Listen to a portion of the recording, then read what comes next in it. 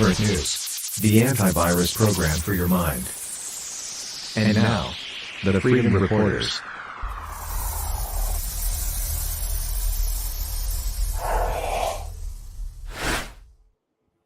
Good evening, Maverick family. I'm Rick Walker. Welcome back to the Maverick News channel. Good evening, new viewers. Great to have everyone here, wherever you're watching from. Big news day today, huge news day down in the Miami area where Donald Trump was arraigned on those charges related to his handling of top secret documents. Are the charges legitimate? I guess we'll have to see how the court handles the situation. But today on the streets of Miami, outside the courthouse, protests. And who was on the ground there? None other than Shay Eagle, who has been live streaming. She's been on this program a number of times before, and she's down there live streaming. We have some footage from her, and she will be joining us live from the scene very shortly, right here on Maverick News. Also tonight, what else do we have for you? Worst wildfire season of this century so far, according to Canadian government officials. And we've seen the smoke from the Canadian wildfires crossing the border, and the media latching onto that. We'll show you also tonight why the transition to electric vehicles is not going as smoothly for some people, some electric vehicle early adopters, as they thought it might. The shine is coming off some of those, it's coming off the EV industry in general a bit as people begin to deal with the realities of owning and living with an electric vehicle. Also, the United States is ready to send depleted uranium ammunition to Ukraine. We actually did talk about this at least a couple of weeks ago, just briefly. We had heard about that, and I know that over on Redacted, they have taken some exception to some of the mainstream media outlets reporting on this now, because they, I think, were among the first, if not the first. They may have actually been the media outlet to break this story going back a number of months ago, but we'll touch on it again tonight. And the leader of Belarus says he would not hesitate to use nuclear weapons if deemed necessary to push back NATO aggression. So the saber rattling continues, the escalation continues over in Ukraine, and it's worrisome to say the least. So fasten your seatbelts. We'll have more stuff right after this.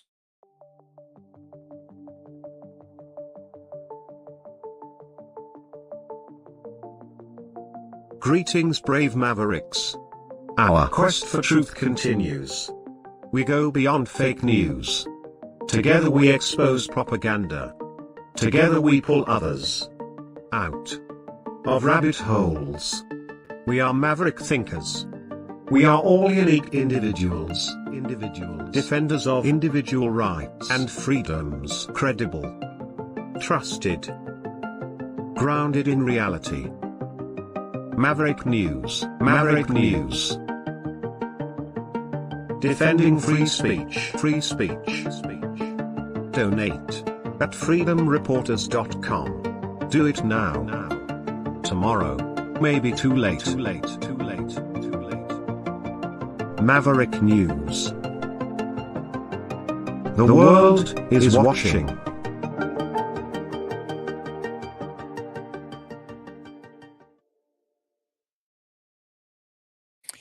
So it has been a big media day, but I don't know that there has really been much substantive to come out of any of it other than an illustration of frustration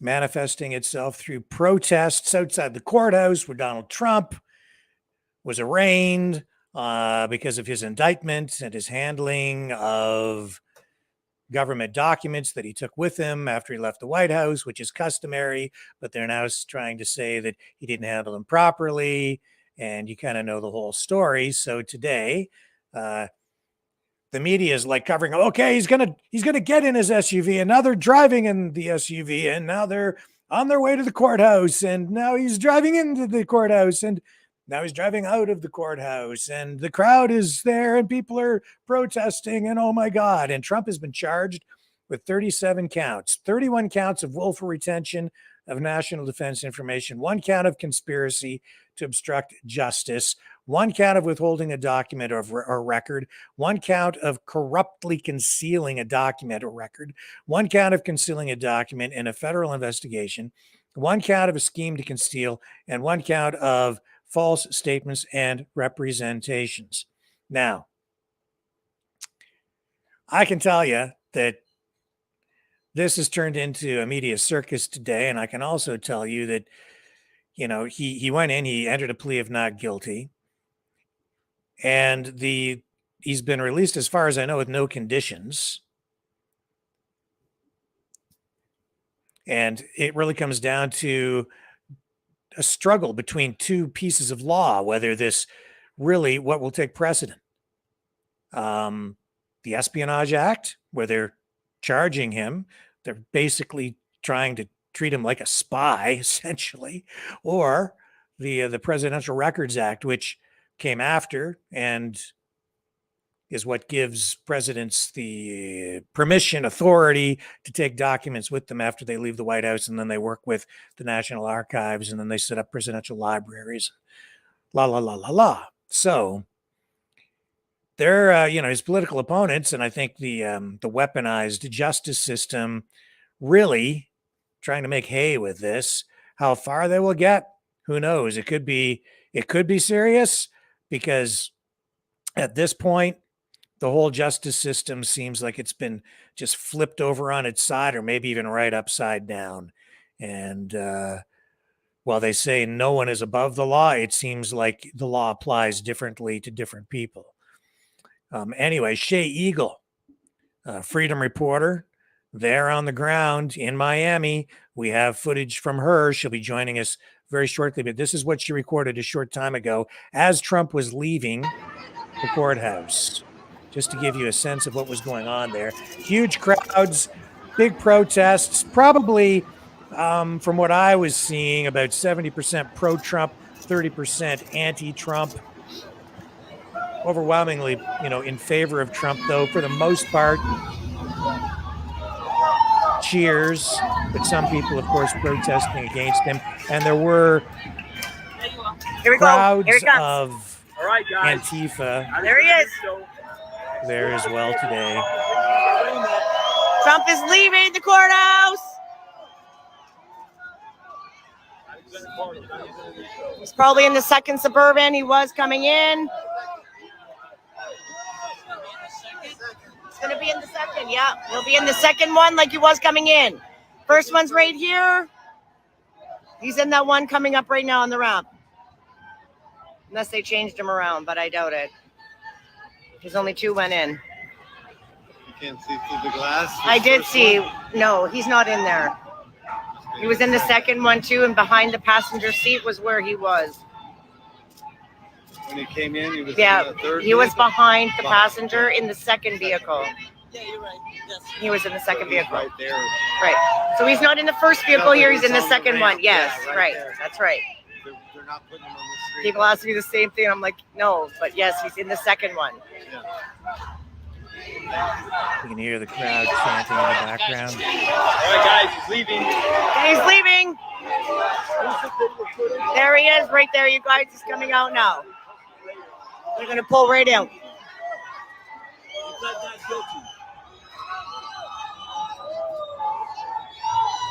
There he's waved. I got a wave. There he's waving. Yeah, buddy. We got it. We got it. He's waving.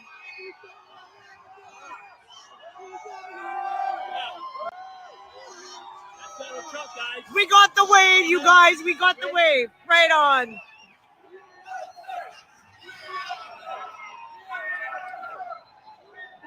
I want to squeeze by your tripod, but I want to hit you, buddy. Oh, for fuck's sake. Okay, I'm squeezing by here. Just so you know. Yep. Fucking fake news holding up everything here. Excuse me, buddy. No, there he goes. We got the wave. We saw Trump, you guys. If you watched that second Suburban, we got the wave. There he goes.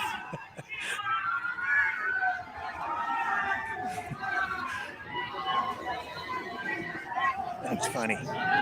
Brian's probably trying to freaking chase me down here. I just bolted on him. Oh my. But you know me. We got the wave. That is awesome, Okay, you guys. so Shay is going to Check join the us second here Suburban now. coming out. I'm just You gonna will pull this see Donald footage Trump down. waving. I'm just going to pull the audio down, and let's bring Shay in live now. Hey, There you are. Hello. I can't see you, but I'm here. Brian's waving. Oops. I'm waving. Oh, over hello here. back. Right. Hello, Brian. Yeah. Hold up. Here So I I am, just, hi, how are you? good. Just driving back from Miami. Excellent. Well, you did some good work down there today. You got some great footage. Oh yeah. What was the mood like down there? It seemed pretty exciting, and so a little bit of clash going on at times too. There was a little clash, but I'm telling you, it's kind of positive. I think people are positive, still there, just waiting to find the truth. Everybody wants to find the truth. Right. Yeah, and we were just rolling that clip I where he saw comes that. out. Yeah, and you're like, get out of the way, fake news. I'm like, that was hilarious. I love it. You know what? I was trying to be nice and polite, and it was MSNB. And MSNBC. yeah, MSNBC. Yeah. the fake news, right? Right. And we're all standing there. We were there. Well, as you saw the earlier lives, we knew already. I mean, Brian and I got there last night. Me and him, we scout things out. We talked to people, found out a lot of information, and we knew underground for sure. But so we already knew that, but yet we still mingled. And I'll tell you, when we first walked in there at 7:00 this morning, I don't know how many interviews this guy has done, just because of the Trump shirt and then the hat and kind of our view and Brian's view and why we were there.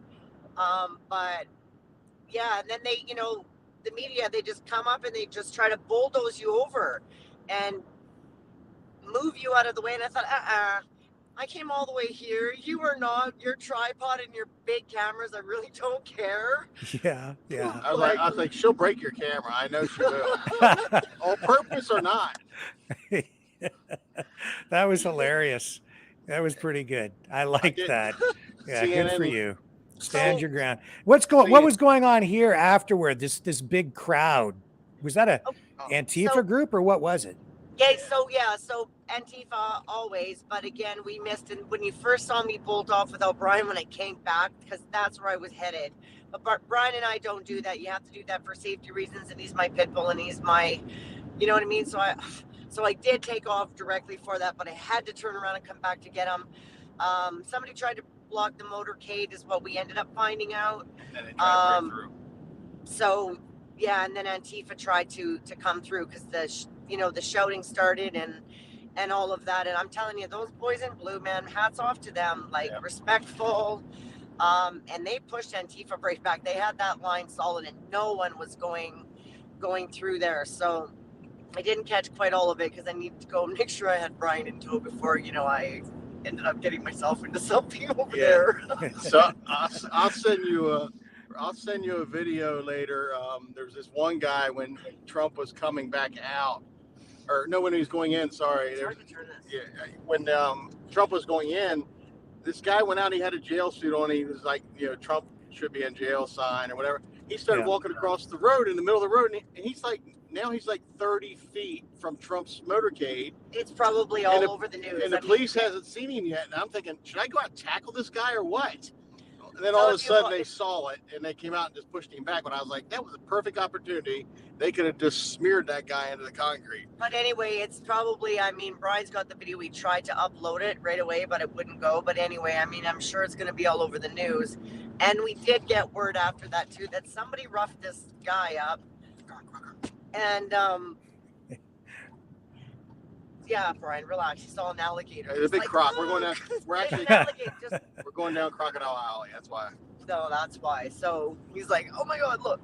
So it turned. Somebody did tell us that, I don't know, somebody might have roughed him up. But you know, when he did what he did, he was like Brian said, 30 feet from Trump's Suburban, just jumped right out there, and the cops didn't see him at first, and then they ran for him. But he's really lucky that he didn't get his ass handed to him. And you know, if you're looking on the media and you see he's the one that's in the jail suit, and he was there quite early this morning and just being loud and being obnoxious. And but a lot of media, you know, want to know why we were there and what our position is. But really telling Shay, you know, you really need to look at the indictment. You really need to read about all of these charges and what, you know, that's about. But, you know, we're truth seekers, and, you know, you have to prove it.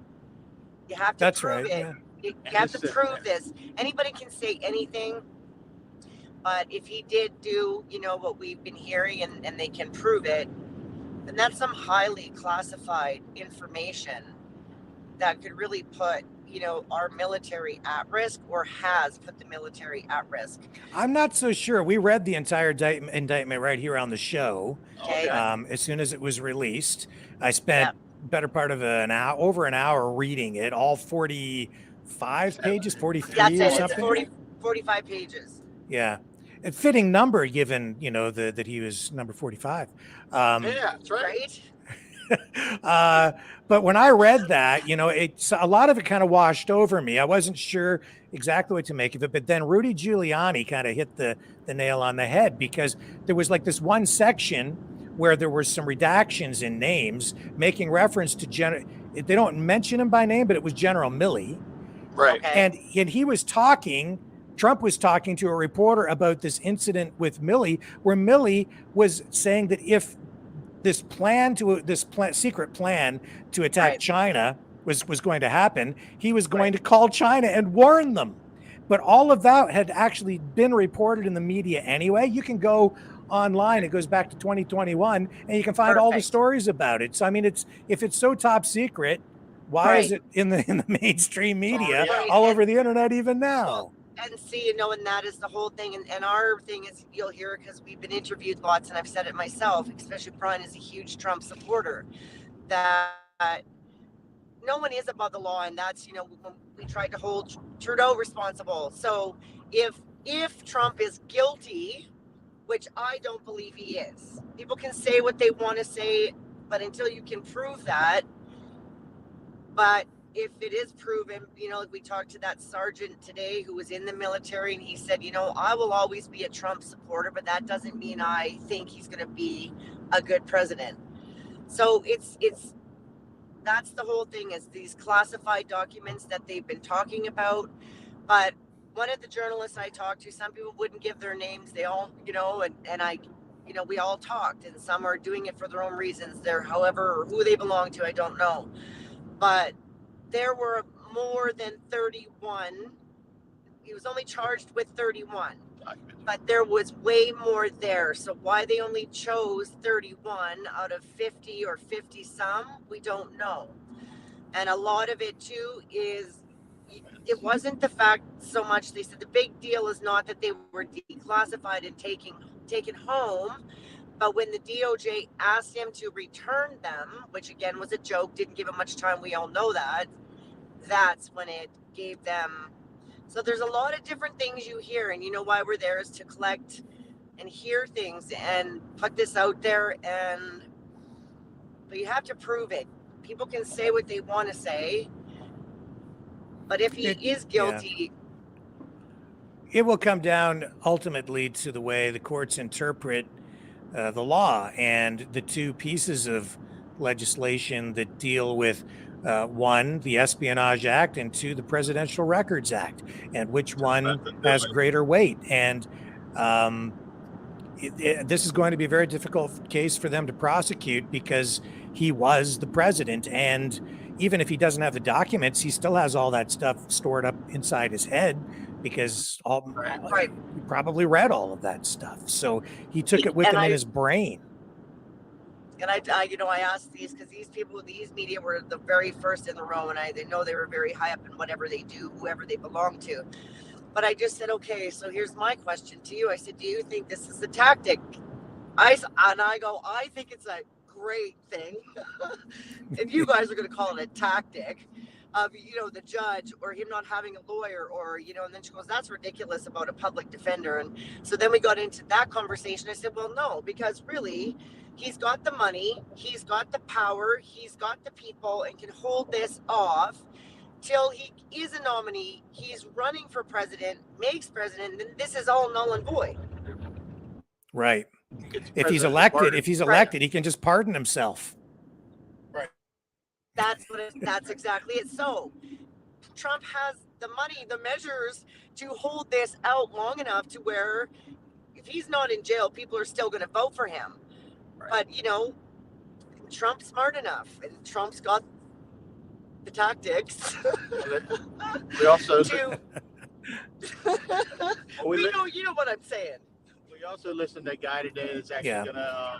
he's gonna be running for president. He hasn't put his name out there yet, but he put a bill in today to him. They have 20 days to answer him, and he's trying to get every one of the Republican nominees to sign this bill that they will pardon Trump if they become president. Yeah, but anyway, this guy was a nut because I don't think anybody knew him. But again, when you're following the footage, you'll see what he's talking about. But I don't know. There was a lot to be learned, a lot to see. But some of you mainstream media people, they're all parked and pitched and tented right in front of the courthouse. So Yeah. everybody was missing the back, and we already knew that that's where he was going in. So that's why we were questioning and kept circling. I said, he's coming in there. I know he is.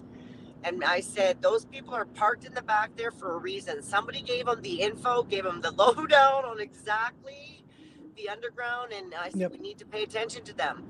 So that's where Brian and I went, and we were right. And then people started getting it after they were all done taking their pictures and thinking Trump was just going to walk through all of that in front of the courthouse. Are you crazy? Like, really think about it. No. That's a security nightmare. Oh, So- yes. Yeah. So How big was the crowd? Yesterday, the media was saying there could have been as many as 5,000 to 50,000 people there today. So what was your assessment of that? Maybe 5 all day long. maybe over 5,000. Yeah, over between 5, but- people and media and all that. Yeah, but it wasn't 50, nowhere close. So I'm gonna I don't know how big the front of the courthouse got because, like I said, everybody was expecting Trump to come in there. So where all the tents were and all the media were, these guys all thought they were there and they were gonna get the shot in that, right? But that wasn't where the action was going on. So a lot happened after we left. Did that live around 11 or 12, and then hung out in the back. So I really don't know. I would say After over we 5. went back there, how many people came after that? I mean, but I'd say 5 to 10,000 for sure before we went in and camped out in the back there waiting for him to come around. I don't know how big it got. I heard it. I'll have to have Shay send you a picture too. There's a guy there dressed American flag, and he's holding a stick, and he had a pig head on top of it. Well, everybody thought it was a fake pig head. It was a real, pig's big head. So, and you'll see that.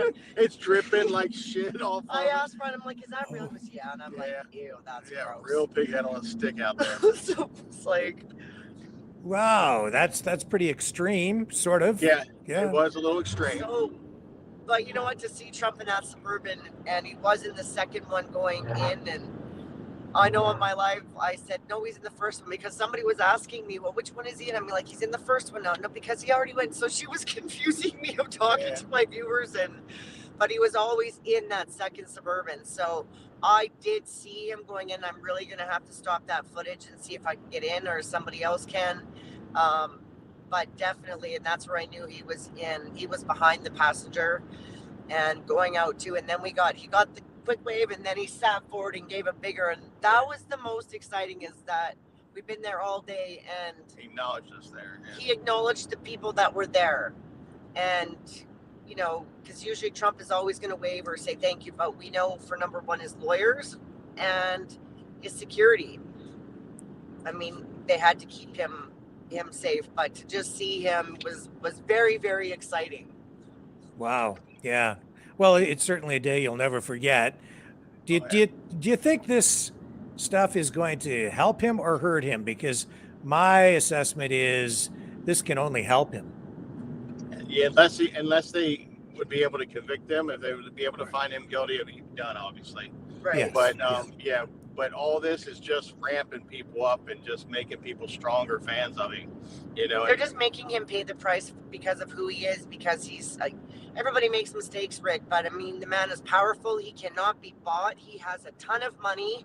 He has done amazing things for this country, and I'm Canadian, even though I'm going to marry Brian and become one, but you know, people like what he's doing here of Biden opening up and letting all the immigrants, you're letting in the cartel, you're letting in drug dealers, you're letting in some of the most dangerous people that are going to hurt our children, hurting the women, are going to do really bad things. And I know that Trump would stop that. So, you know, I don't know. I'm getting more and learning more, right? Being and you know, Brian being an American, but if Trump did wrong, then there's consequences for everything that we do that is wrong, especially in his position. But you have to prove that now. right. You have to prove that. Anybody can say anything, but they need to prove that. Yeah. And what was the mainstream media like there? A lot of guys camped out, tons of cameras. It was like a media circus. Oh yeah, and then when we walked in this morning, Hundreds. first thing about 7 or 7:30, you know, like I said right away. So we had people, media jumping out, and I'm like, I don't want to talk to them because I might say, you know, I'm like, I'd rather be behind it. Brian's like, I will, and I'm like, I want to talk to everybody. so Brian must have did 5, and of course I'm there, and they all caught me, and you know, we introduced ourselves, whatever. I was live streaming as they were filming him, so it's like I've got the news station, and I've got Brian is there doing the interview, and so it's really cool to actually. And I finally found. There's no lies they can tell about Brian or I, because I was live streaming and right there at that same time. So if you lie about anything that we said, I got it on my live, and I got you. Right. I was so happy to find a national NBC to interview me. That was awesome. Yeah, so you guys did quite a number of interviews with media from around the world, right? Yeah, around the world, and they were. Austria, yeah. And I just said to Brian, you know what, like, we came here on a mission, and that's, you know what I mean, is not to give a million interviews. Like, okay, so here's another thing, since you guys are watching, because it's going to come up and media's going to spin it. Okay, it's on my live too, so it's proof. So we're doing it live. This guy drives up and goes, "Are you a Trump supporters?" And Brian's like, "Yeah, hell yeah." And this guy says, "Okay, if I pay you $100, would you hang this sign?" He goes, "I can't. I have bad knees, but I need it hung." And of course, Brian, I'm thinking, well, what's the sign, first of all? And Brian's I'm like, it's $100, man. Brian shoots off, goes, "Yeah, we'll take it." I'm like, oh my God. I'm thinking, well, what is the sign, first of all? Oh shit, where is this sign going? But no, he already commits, and I'm on a live, and then I get busy, and then poof, he's gone. Okay, so it's, yeah. So anyways, all the reporters got a picture of him hanging this TV that says, now be careful what you're saying because you're on Rick's show. So Yeah, just say F. it just says F, what? Communist media that's getting paid. Yes, communist media Okay. that's getting paid. And it's one of those big flat screen TV. Yeah. It's on a big flat screen TV, and we So- hung it on a pole right. at the federal courthouse. So journalists were coming to even find him because they go, well, there he is. And then they snapped a picture. And I said, who, him? They go, yeah, why do you know him? I'm like, yeah. They said, yeah, we just need to come get a picture. And I'm like, oh my God. So they all laughed, but then I turned to them. I said, "Look, that's not me." I said, "This guy paid me $100 to help him." They're like, "Well, shoot, we just helped him for $100." So, you know, mainstream, especially if they're the bad ones, they're going to be like, so look at this hooligan, you know, Right. hanging this sign and being all badass and stuff. But yet we thought we were doing this guy a favor with Right. sore knees. I'm just putting up a sign. I'm like, wow, Brian, you really got yourself deep with that one. Now, how do we backpedal out of that? Oh my. I think they are sort of playing with fire here, though, because if they convict, I mean, it's bad enough they indicted him, and now you're getting all this polarization, within Yes. the population. If they convict him and throw him in jail, Oh my God. what do you think will happen? With the He'll even public? run. He'll even run. I mean, we've heard that he'll even Yeah. run from jail. But again, when you got someone that's definitely not going to help Trump, but again, they need to start spitting out some of what they have. But I mean, that's not even till the trial, I think, right? Which doesn't even start till March. But I mean, all you have to do is hold it up for long enough till he's the nominee and he's already, you know what I mean? But yeah, I think if it all would happen, he would get convicted before he becomes president and all that stuff. I don't think that'll happen. Yeah, I can see a riot. I really can, because people are mad about the way they did this. Yeah. They definitely did this the wrong way, and So it's all political right now. So I don't think it would be good. If he was convicted. But he was released on no conditions today. Right. We learned that as soon as he kind of got out, because they did change the judge this morning. So I think because we were watching the news, because we were wondering if they were going to do that, and then it came down Judge Goodman now, but they did change judges early this morning. But Yeah. Do you have any opinion on that? That's a difficult thing to deal with, because all these federal judges, as I understand it, are appointed by a president, which means you're always, regardless of what judge you put in, it's either going to be appointed by a Democrat or a Republican. So by there's Biden or by Trump. Right. Yeah. So, and anyone that they pick that is, had dealings with Trump in the past and found him not guilty or whatever, they're going to boot off. But everyone that Biden puts in, they're thinking that he's going to get a fair judge. And they said, so they did it in Miami because they thought that Trump would get a better jury here. That's why they did it, even though the documents were found in happened in DC and the documents happened in DC, but the documents were at his house. They thought that he would get a fairer trial here. So that's why they did it. Mhm. Why they did it here. I still think it's hard to get a clear jury. I mean, So I don't know, changing the judge in that, and like you said, it's a Biden judge now. It's gonna be hard to prove. I don't know how this is gonna go down. Without a doubt, it's gonna be hard to prove. There's always gonna be that doubt there. People say there's damning evidence, and like you said, I didn't have time to read the indictment because I didn't know it was that important to really read it. I should have, but they say there's some pretty damning evidence. So I don't know. You can say what they want, but Yeah, it comes down to how it's interpreted, and how the judge decides to apply the law, and then if there's a jury, how the jury decides to assess all of that. So this is very unpredictable, I think.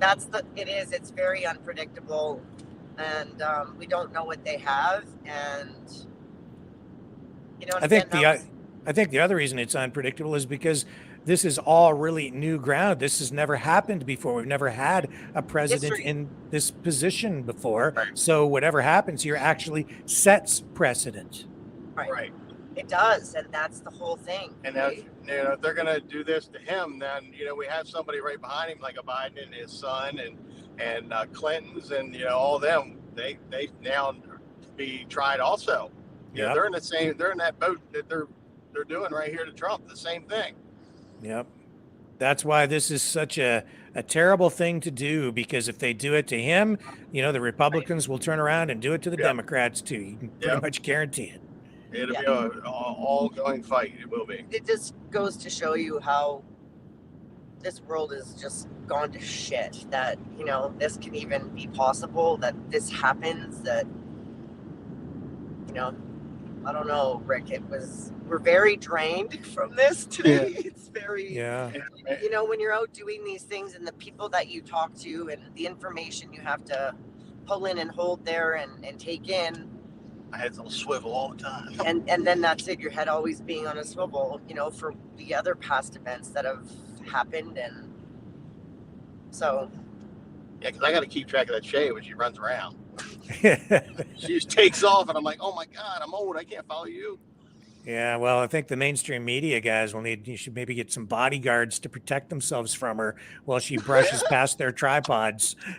She's throwing shoulders and asked him- elbows. I asked him nicely because, we were all standing there together and we were all talking while we were waiting for Trump. And, then he pulled that attitude of put his foot down off the curb and that hip thing, like, no, nobody's getting by. And it's like, excuse me, I don't think so. I've been here all day. You just rolled in like an hour ago.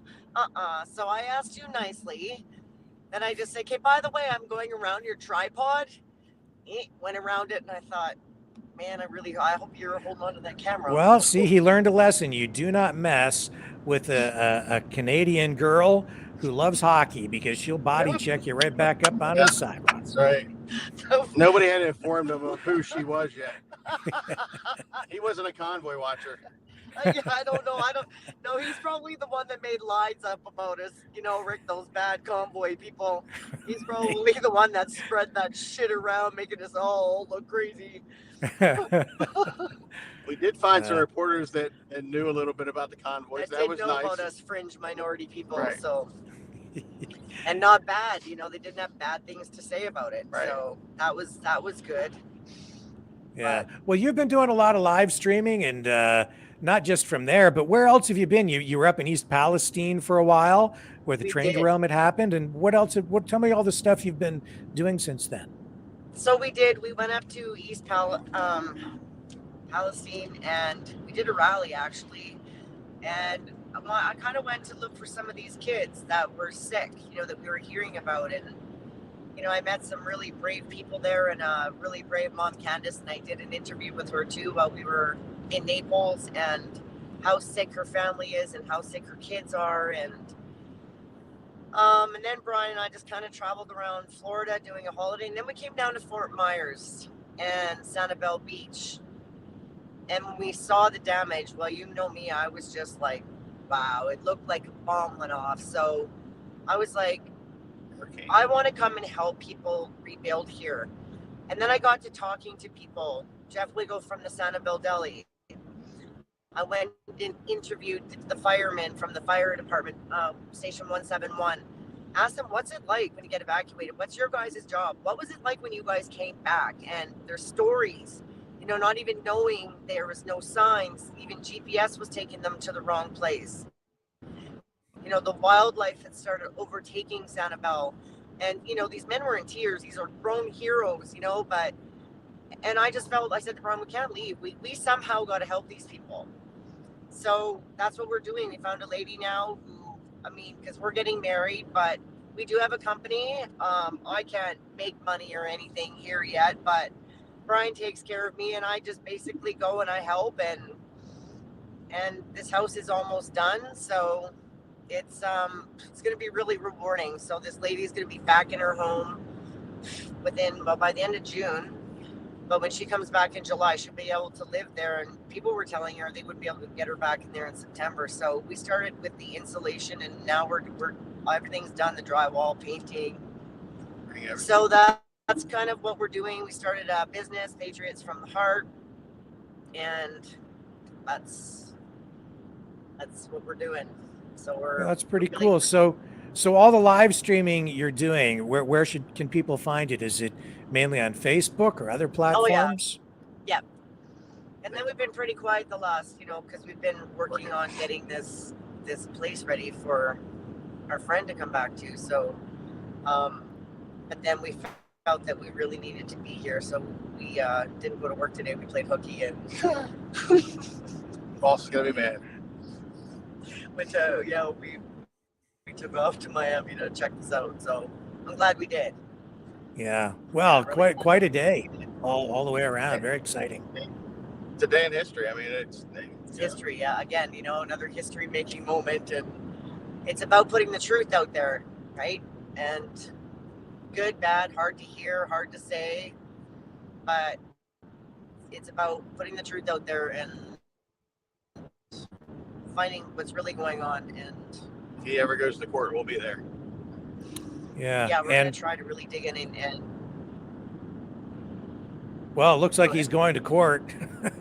It looks like he's going to court. I don't know. I can't see it at this point being dismissed. They've gone this far. No, it might have to be delayed. Yeah. Yeah. Yeah. Nowhere. And what Yeah, are I your don't know. predictions here? It's, What he's so far out in front? Does anybody actually have a chance of taking the nomination away from him? Not unless he's actually convicted. If he's not convicted, no, they'll never touch him. He will be the president, and I'm not even sure he wouldn't be if something happened. Pence coming out the other day and saying what he did really shocked me at first. Like, I was like, wow. Now that Pence has actually gone out and said something, I was like, yeah, that was another slap in Trump's face. But So he's way I think above we were everybody. pretty shocked about that too. Mm-hmm. I don't know, Mm-hmm. Rick. I really don't know on this one. The fact that he was even indicted and fingerprinted today, because we watched him go up on the first floor, which the lower floor is where they were, taking his mugshot and fingerprinting him, and then he went up to the 16th floor. So he's running against Biden, and as bad as the world is, I can't see people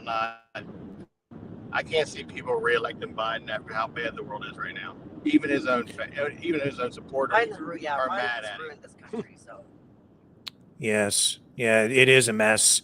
He took us straight into war. The economy is suffering. The border is wide open. Wide open, He's and corrupt as hell. Yeah. Oh yeah.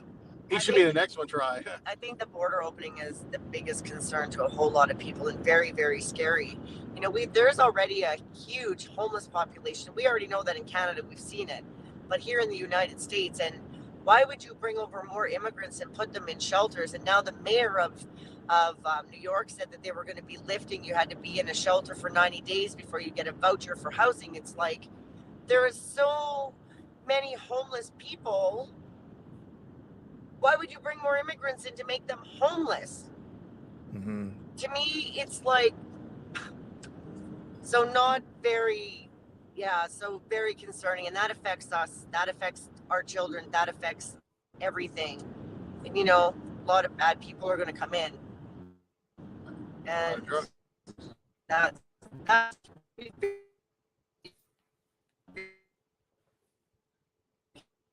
Yeah, the signal is breaking up there a little bit. So let me just, as we should probably start to wrap this up because the signal is degrading. If you can still hear me, do you have any final thoughts tonight, guys?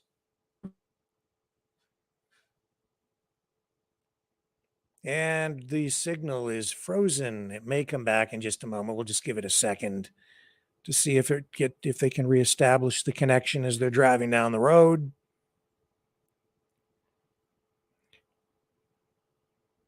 And tonight on Truth Social, Trump, just a simple post, but powerful. And let me see if I've got it up here. I had it.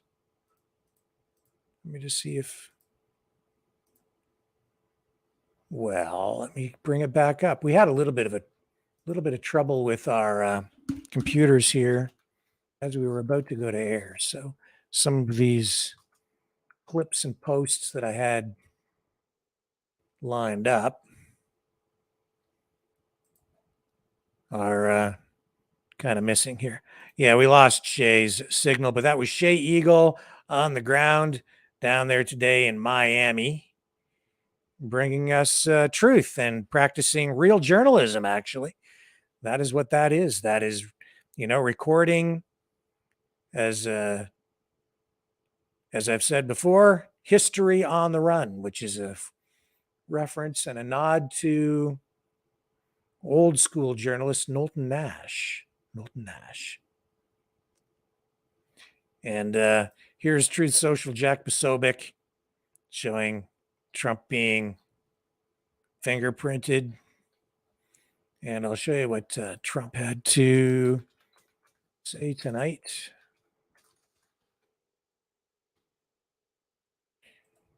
Pretty simple. He said, thank you, Miami. Such a warm welcome on such a sad day for our country. And then just 36 minutes ago, he posted this. Come on, computer, bring it up for us. Here we go. Loading, loading, loading, still loading. We have a storm going through here tonight too, so I think it's affecting things.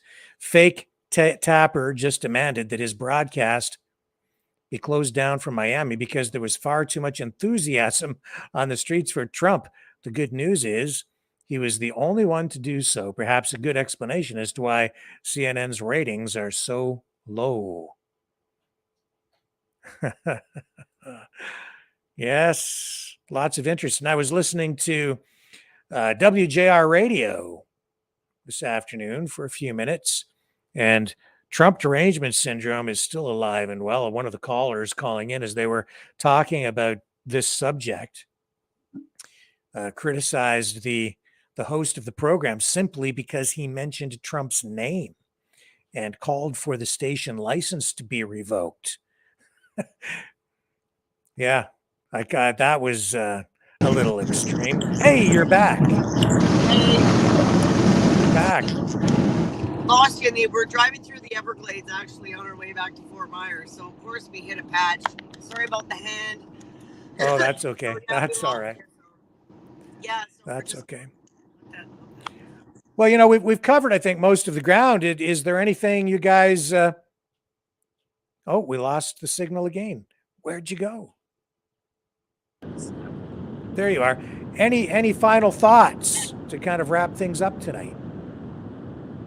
Just going to have to watch and see what happens and play out, and I'm going to try to stay on top of this, and I think we all should be paying attention, I guess, to what people think, but let's go by evidence, let's go by proof, not just assuming he's guilty. I mean, if he is guilty, then if he did leak documents that he shouldn't have and put, our troops in danger, then that's not okay either. But we need to see the proof before. But people need to stay peaceful and no riots. And I was really happy with today when we left.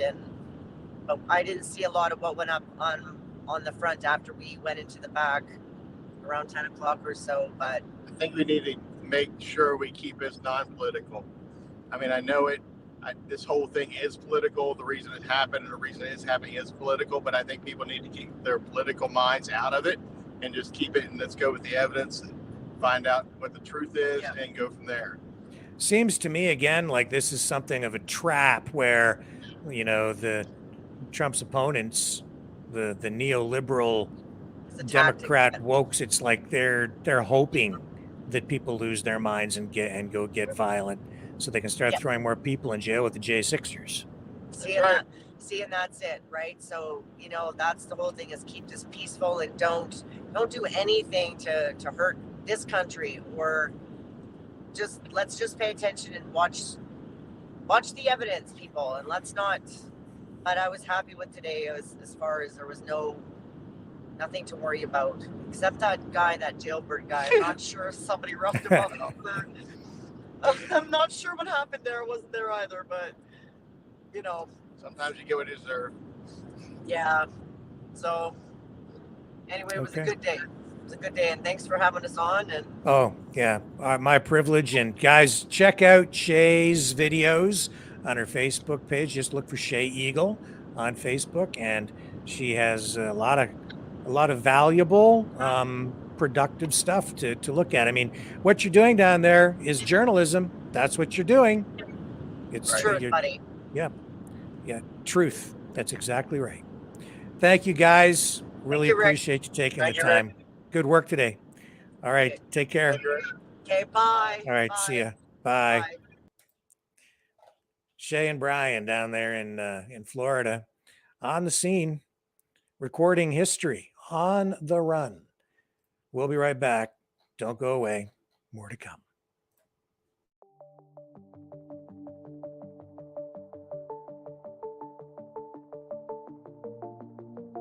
Greetings, brave Mavericks. Our quest for truth continues. We go beyond fake news. Together we expose propaganda. Together we pull others out of rabbit holes. We are maverick thinkers. We are all unique individuals, defenders of individual rights and freedoms, credible, trusted, grounded in reality. Maverick News, Maverick News. Defending free speech, free speech. Donate at freedomreporters.com. Do it now. Tomorrow may be too late. Maverick News. The world is watching.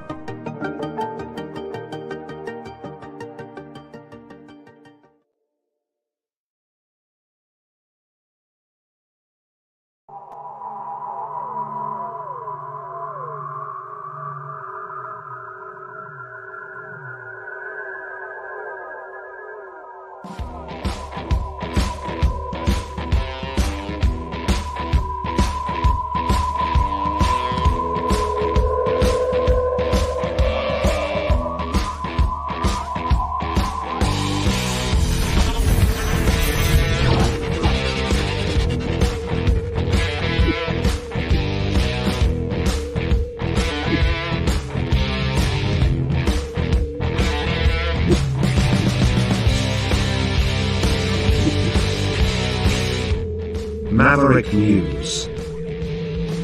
The world is watching.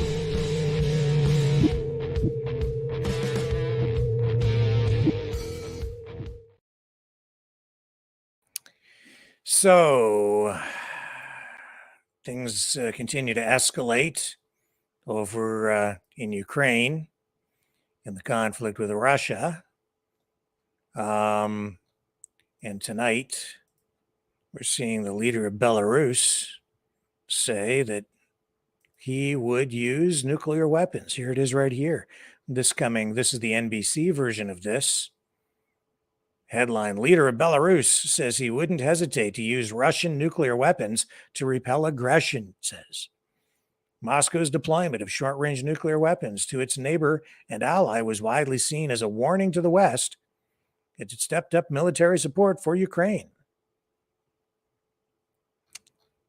Well, just the fact that we're even talking about this shows you how dangerous this whole situation is.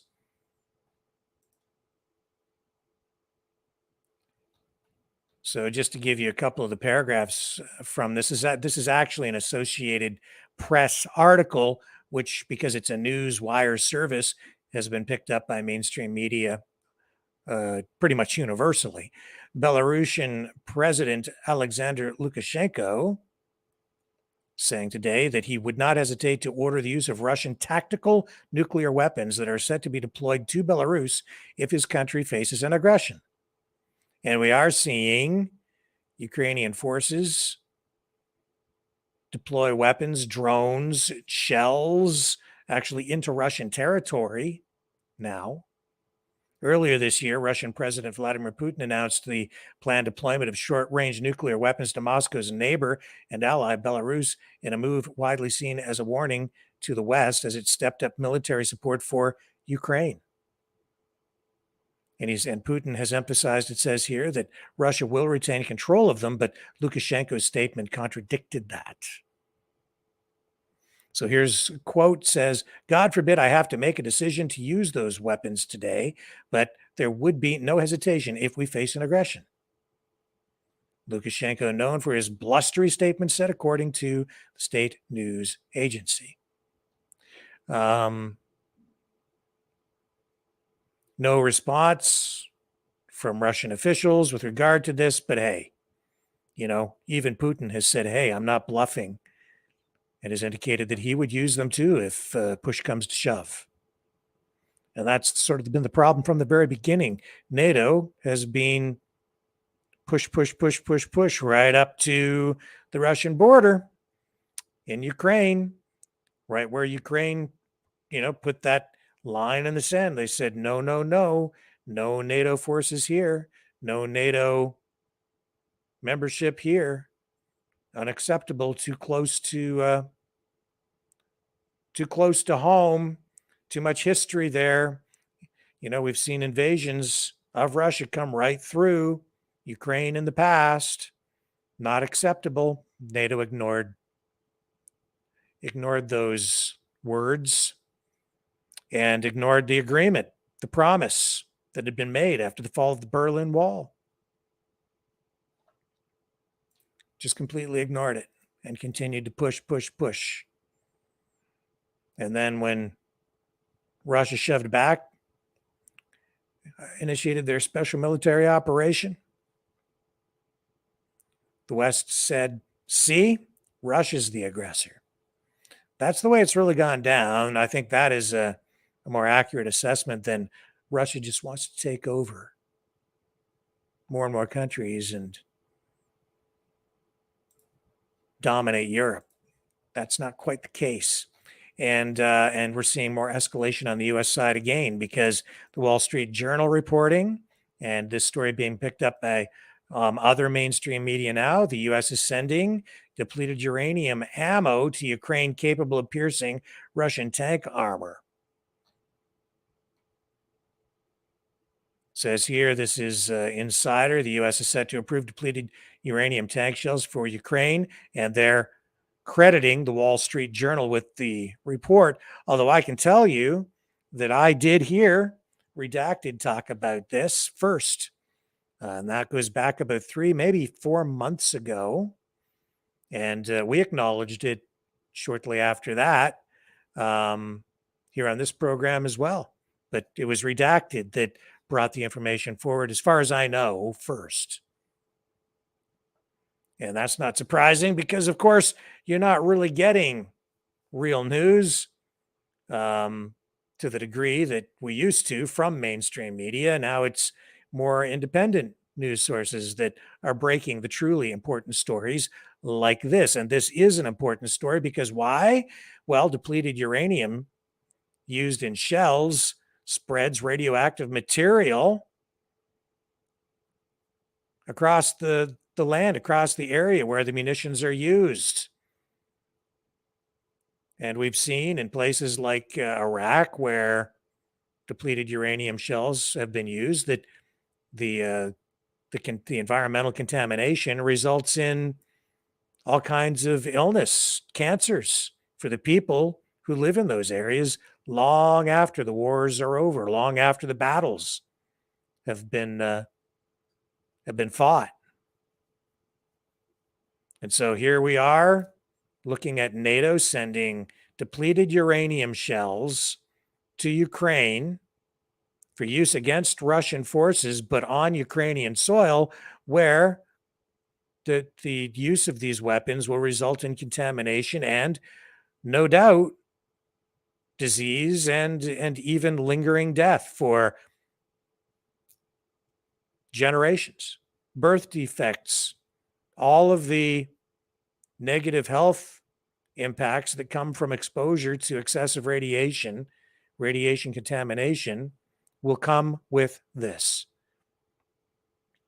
It's so maddening because here in the West, we see people who would traditionally have been environmentalists, people, I think, who are more progressive in their political views, supporting Biden, Trudeau, NATO, the West in their expansionary war in Ukraine, and supporting actions like this just simply by supporting the war.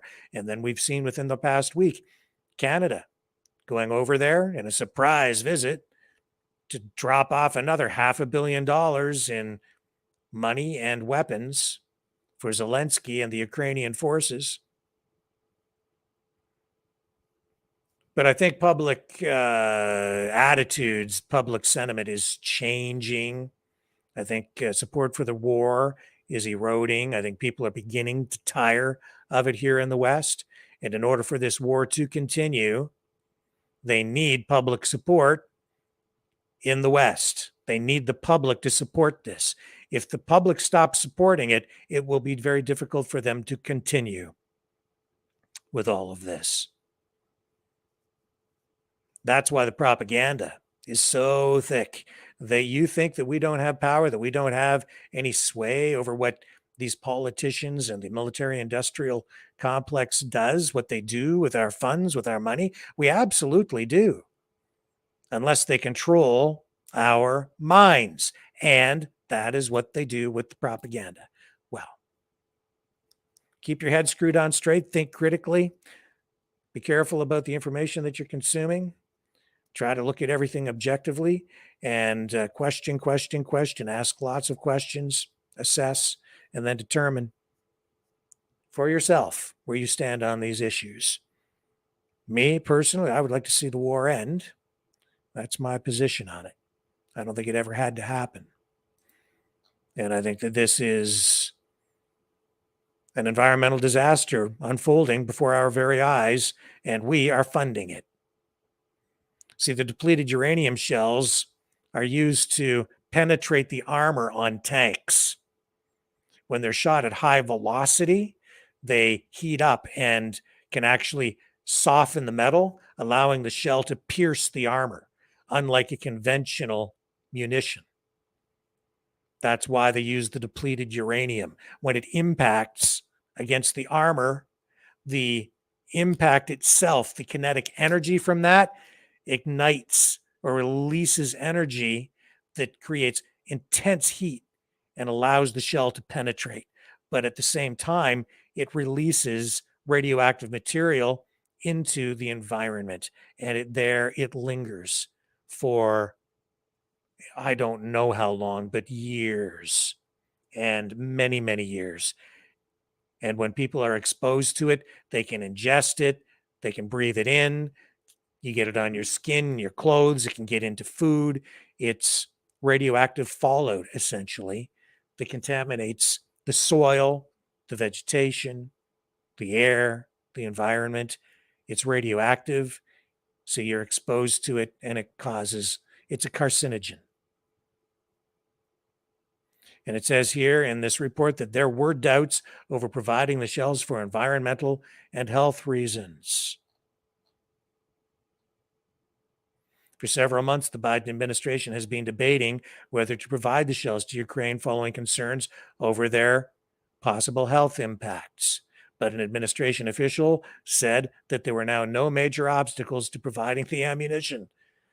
Insider, it says here, has contacted the White House for comment. They're, trying to follow up on and run on the coattails of the Wall Street Journal and really redacted. And we've been following this stuff too. I remember talking about this. I think it was at least probably 3 months ago that we were talking about it here. It says depleted uranium, a byproduct of the nuclear enrichment process, is used because it is extremely dense. When used in tank shells, the material is effective because its bulk can penetrate through enemy armor. The material is considered by the U.S. EPA as a radiation health hazard when inhaled as dust or shrapnel, but it does not emit enough radiation to penetrate the skin from outside. But yes, if you are exposed to it, it gets on your clothes, you can inhale it. And people do, and people get sick from it. According to the United Nations Environment Program, the metal's chemical toxicity is the biggest danger, and it can cause skin irritation, kidney failure, and increase the risk of cancer. The United Kingdom was the first of Ukraine's allies to provide the country with the ammunition, which is used in the Challenger tanks it provided to Ukraine. The decision by the UK to provide Ukraine with weapons was denounced by Russian President Vladimir Putin at the time, who said the weapons have a nuclear component and that Russia would be forced to react. As I say, this is just another example of the escalation in the war over in Ukraine. Not cool. Very concerning. An environmental disaster, just like the Nord Stream pipeline. And we have a pretty good idea what happened there now, don't we? After the Cy Hirsch expose from, that award-winning journalist who really kind of laid out the whole plan and exposed what really happened. And because of that, that was in itself an environmental disaster. Huge amounts of natural gas, methane, bubbling to the surface from under the, from the bottom of the ocean up into the atmosphere. And they worry about us heating our homes, cooking our food with natural gas. No, they just released unburned natural gas straight into the atmosphere, straight out of the pipeline. Who knows how much, but that's the stuff that it's toxic.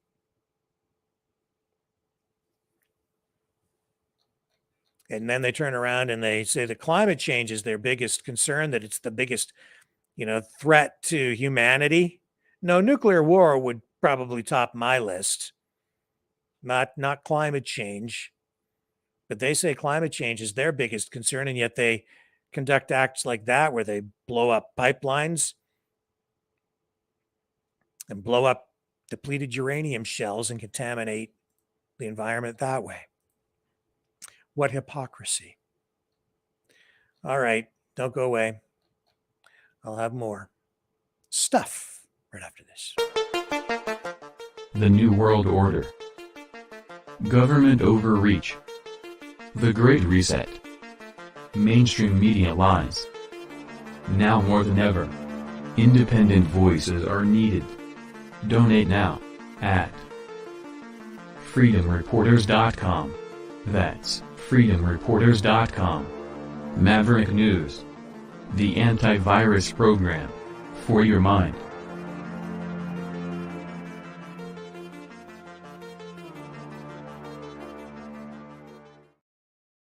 Speaking of Redacted, I noticed over on their channel today, earlier, and you might want to check this out later.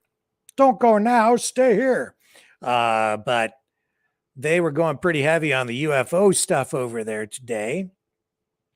I won't run any clips from it, but that's a subject that I think we're going to dig into deeper, probably coming this weekend with a special show sort of focused on that. We're seeing day after day after day now, all of these references, all these stories about UFOs and UFO whistleblowers.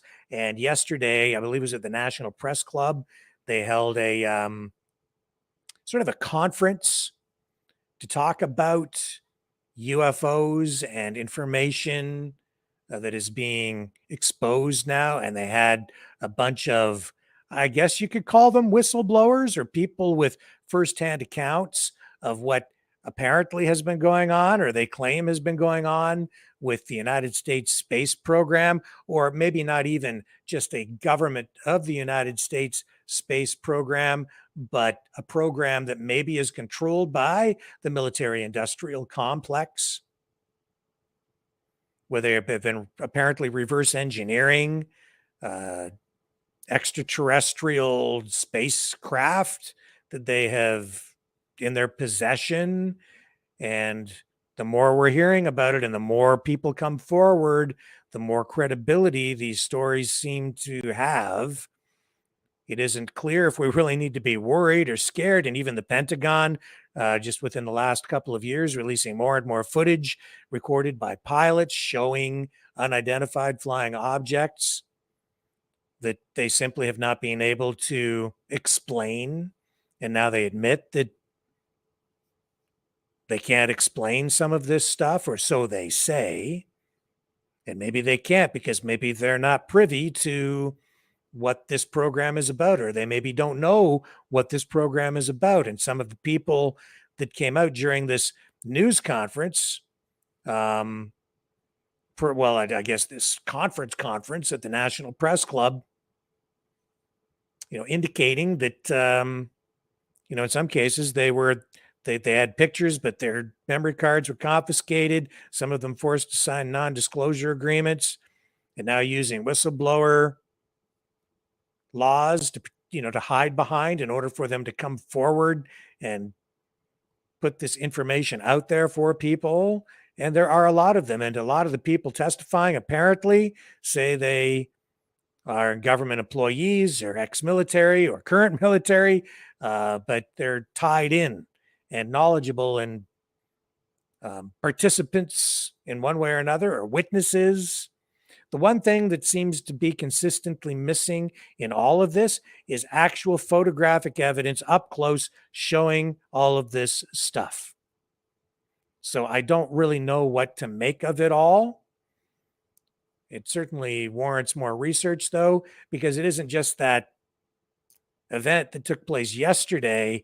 It's the whistleblower that came out just 2 days before that. It's the footage from the Pentagon. It's all of these additional stories. There was a news conference with NASA talking about all of this about 3 months ago.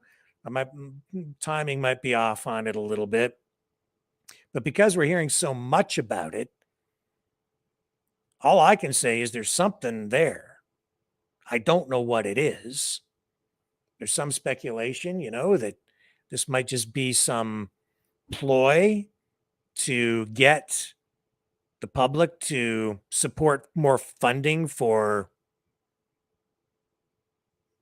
programs or maybe the Space Force. But, that's the other thing that sort of has my radar up on this. And when I say my radar, I mean the kind of radar that's like, wait a minute, there's something over there.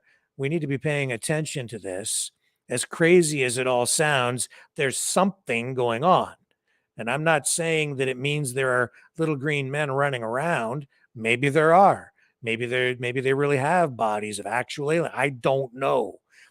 Or it could just be a government program with secret aircraft or even spacecraft that are sort of maybe even experimental or beyond experimental and maybe even have been deployed. Who knows? And we're hearing these stories even about a military base down in Antarctica, or maybe just a base set up by the military industrial complex. It makes me wonder. But what I do remember when Trump was president, there was one speech that he gave, and I wish that I could recall exactly when and where so I could go back and pinpoint it. But he makes reference to military technology in one of his speeches where he just touches on it. And I thought it was a very unusual comment, but he said, if you knew the technology that we actually have, that I have seen, that I can't really talk about, talking about confidential information, it came on the heels of him, as I recall, talking about UFOs, saying, people ask him a lot of questions now that I'm president, he said at the time. And one of the most common questions is, are UFOs real? What have you seen at Roswell? And then he goes on about the technology, not just the military, and then segues into how the United States has the most powerful military and talks about the Space Force. But it was that reference to, if you knew the technology that we really have, it was that comment, because he had seen something. He had seen some things that are far beyond. It was so clear, technology so far beyond anything that we are aware of, that it made me think that it had to be something related to reverse engineering of some sort of technology, maybe even time travel or something. I don't know, man. Like, it was something way out there, something way, way out there. And now with all these sightings of unidentified, unexplainable flying objects, and these whistleblowers coming forward and indicating that there is crazy technology being used. And some of it, one of the whistleblowers or witnesses, I guess, at this conference was saying, that some of this technology is being used not even just by the military, but by criminals and even human trafficking rings and things like that. So I don't know. Don't know what to make of it all. It could be some sort of a psyop even. Who the heck knows? I've just seen a big ramp up, as I'm sure you have as well, and you're aware that more and more of these videos are popping up online. So keep your eyes and ears open, boys and girls, ladies and gentlemen. I'm sure that we're just beginning to hear about this. There will be a lot more to come. Now, talking about Trump being indicted and possibly, convicted at some point, thrown in jail, and maybe even running for office from jail. Well, I don't know. This might not interest our U.S. viewers too much, but it should, because it's entertaining, if nothing else, and concerning on another level. The Toronto mayor's race. It's a big deal for Canadians. It is kind of a big deal even internationally, but whoever wins the mayor's race and takes that top political job in Canada's largest city will end up with a national and even international voice.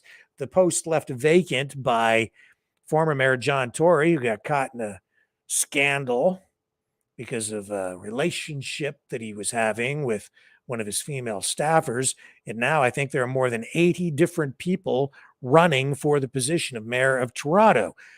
He's not considered to be a front runner because the polling, whether it's done fairly or not, I don't know. But Chris Sakochia, also known as Chris Sky, from the Freedom Movement side of things, making headlines again today, where this morning he posted a video saying that he was going to have to turn himself into the cops. No stranger to police. Chris Sky has been arrested, I think it's something like more than 70 times, as I recall. And of course, he was big on noncompliance and still is, but especially big on noncompliance. Sort of a just say no attitude during the pandemic, which of course resulted him running afoul of the law and other politicians at the time. And, I think that's where a lot of his arrests came from. And so far he's been fairly successful in court in beating those charges. But now a whole new set of legal problems, as Chris Sky said that he was going to have to turn himself in. And as I understand it, he did turn himself in this morning to police again. Let's take a look at what he posted. Hello, everybody. It is Monday, June 12th, and I did warn that the deep state would be getting more desperate and would be doing more. And so this was posted yesterday, but he turned himself in this morning. But this is what he posted yesterday, and then I'll tell you what happened this morning, as far as I know. More personal, direct attacks against me. So I'm here to inform everybody my suspicions rang true, and as of tomorrow, I will have to be surrendering myself to 53 Division at 7 a.m. to be charged and arrested for the 27th time, charged for the 73rd time. And all I can tell you is, once again, I'm quite confident that I'll be exonerated, but we do need your help, guys, because they're going to try to make this as a thing for the election. And the best thing that anybody watching can do is go out, share this video, and tell everybody to vote for me, because that's what this is all about, guys. They want to make me seem unelectable. They want to use every psychological tool to try to get you not to vote for me, because they know we have the support we need to win and make the change that this country needs. And for those of you that want to support us, I'm going to leave a phone number on this that you can contact and figure out how you can assist us. Share this video, and whatever you do, June 26th, get out and vote for Chris Sakocha. I'll make a new video as I'm turning myself in, and when I eventually get out, whatever that is, I'll make a video letting you all know I'm okay. In the meantime, share this. Do not get discouraged. We're still going to win this. Thing is, I don't know what they were charging him with. I haven't been able to determine that. So I don't know if they're just arresting him on gee, Chris, come on in. We haven't arrested you for a while. So Come on over and we'll arrest you again. Turn yourself in. Maybe they dismiss him. I don't know what the charges are. And he was supposed to turn himself in at 7. That's what he said to everybody. And then apparently he showed up early. It was around 5:30 or 6 a.m. when he actually went in. So there was no real video shot of it. I can't find a video from him. Maybe he did, maybe he didn't. I've seen nothing online. I have seen some references, though, to him going in earlier than 7, turning himself in. There was something posted from him online, like a photograph or something, at an earlier time, like from inside the police station, I guess. That's how we know that he was in there earlier than 7 a.m. And I'm not sure where it's going from there. So if any of you guys have any more information about what's going on with Chris Sky, let me know. It's not funny. I'm chuckling here, but that's because of the absurdity of the situation, really. And I don't know what to make of all this, man. Like I just don't know. What's our politics coming to? What, even in Canada now, where Trump's indicted in the U.S. and now you've got a mayoral candidate in Toronto who had to turn himself in today. Don't know. He'll get out, and then we'll find out. Oh, politics.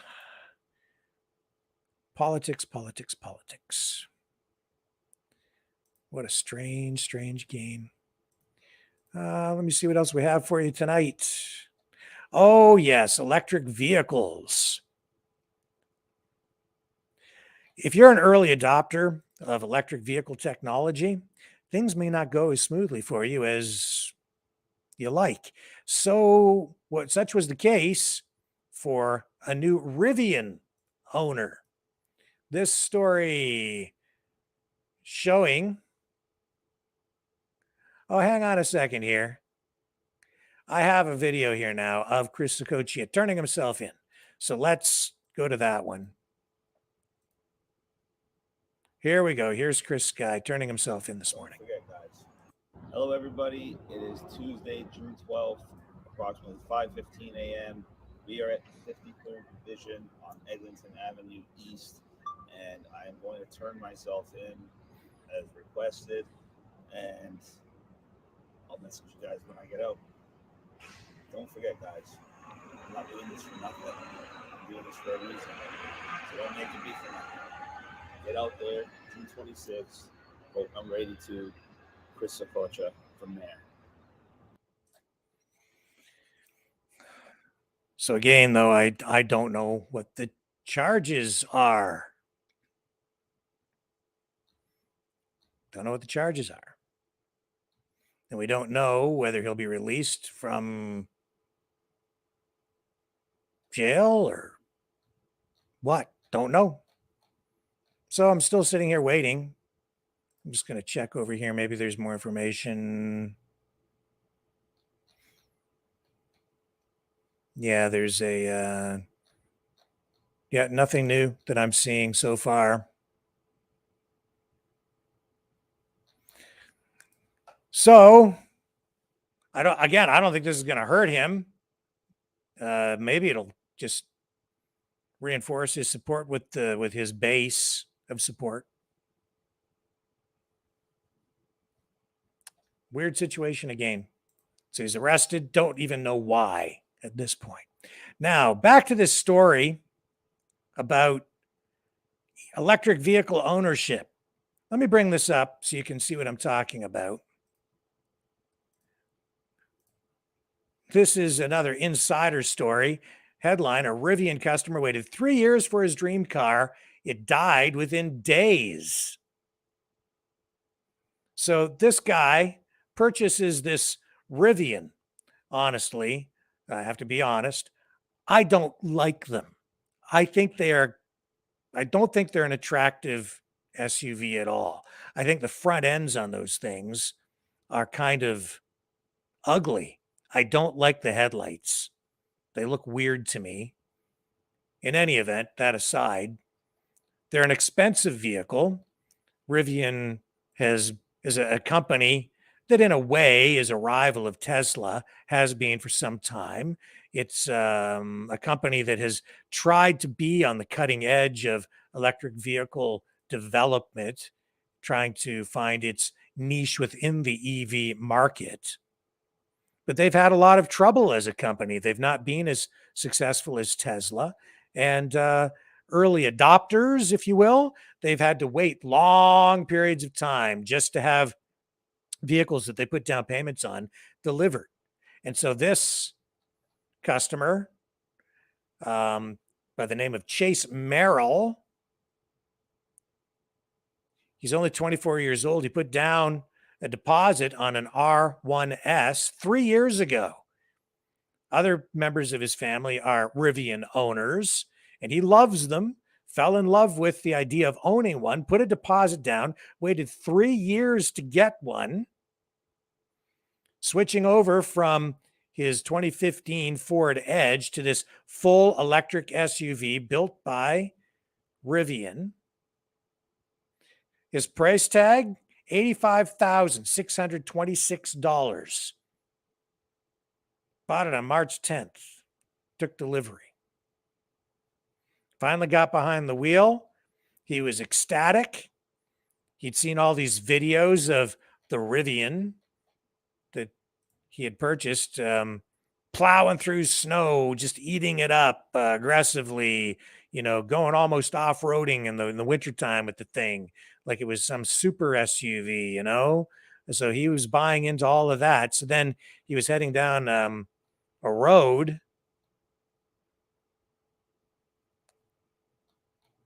and there was a lot of snow, and he decided to go through about 2.5 feet of snow, and of course it got stuck.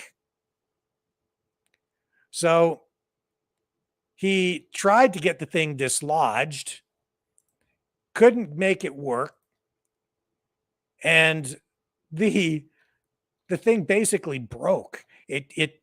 These are complicated vehicles, so it got stuck in some mode between park and drive where it wouldn't move, it wouldn't do anything. So he couldn't get it out of the snowbank. There he's stuck with his $86,000 that he paid for this thing. And it's just bricked in a snowbank. So he had to get the thing towed, sent to a dealership for service to get it taken out of this limp mode where it really wouldn't drive at all. $2,100 because he lives in a remote area and there's no dealership anywhere near him because they don't have a vast dealer network like, say, a General Motors or Ford. So he had to have it towed to this distant dealership, $2,100 towing fee. And then Rivian really didn't want to do much for him. Finally, as the media started calling and asking questions about this, the company started to take a little bit different attitude. And then they agreed to pay for the repairs, but not the tow. And then because there was additional pressure applied, Rivian finally said that they would go ahead and pay for the towing as well and learn from the experience so that they can provide a better product and better service for its customers, for their customers in the future. But even when he got the Rivian back, because it's so complex, I guess there were still error codes popping up on the dashboard because of what had happened to the vehicle. So it looks like this guy is going to sell his Rivian and go back to something more traditional, like maybe even a vehicle with an internal combustion engine. Moral of the story is when you are one of the first to use and pay for new technology, you sometimes get caught because they haven't always worked out all the bugs. Don't go away. More ahead.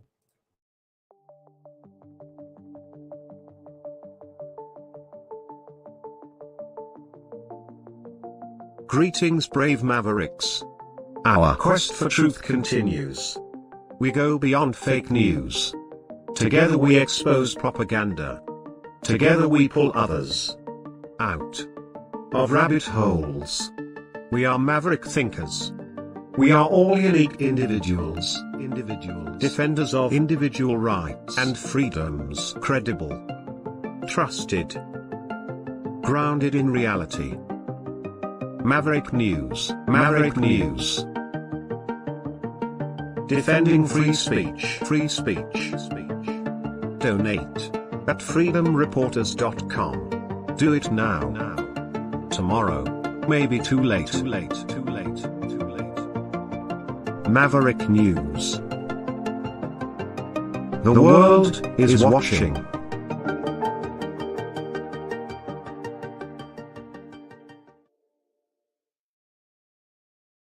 I'm back, and I think we're about ready to start taking some calls or have people join the conversation. But tonight I want to try something a little bit different. To start things off, instead of going to the phones, I'm going to post in the chat on Rumble and on the other platforms as well, a link, a video link. So if you have a webcam, the way to join the program and join the conversation will be to click on the link and join by video, so that we not only hear your voice, we also get to see your bright smiling face here on the program. Now, if you click on the link and you're going to join the program, you'll go into the back room, the back studio. I'll see you in there. Make sure you're wearing decent clothing, no nudity allowed. We're trying to be family friendly and respectable around here. And let's see how this goes tonight. So here is the link to go live with your webcam. Post that in the chat there right now. Anybody is welcome to click on that, and we will have a discussion tonight. Let me just come over here, and we'll put it over here on the Rumble channel as well.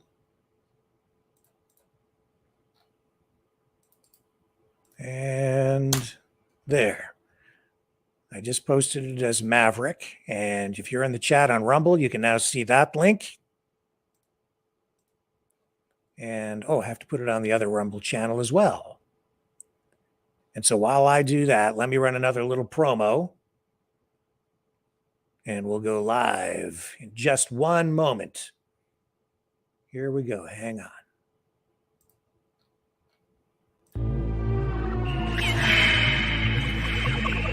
Fighting the Great Reset. By leading the Great Resistance.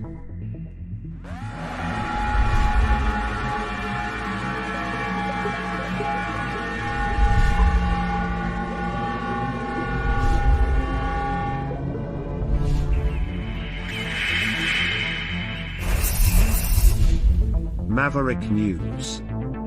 The antivirus programs for your mind.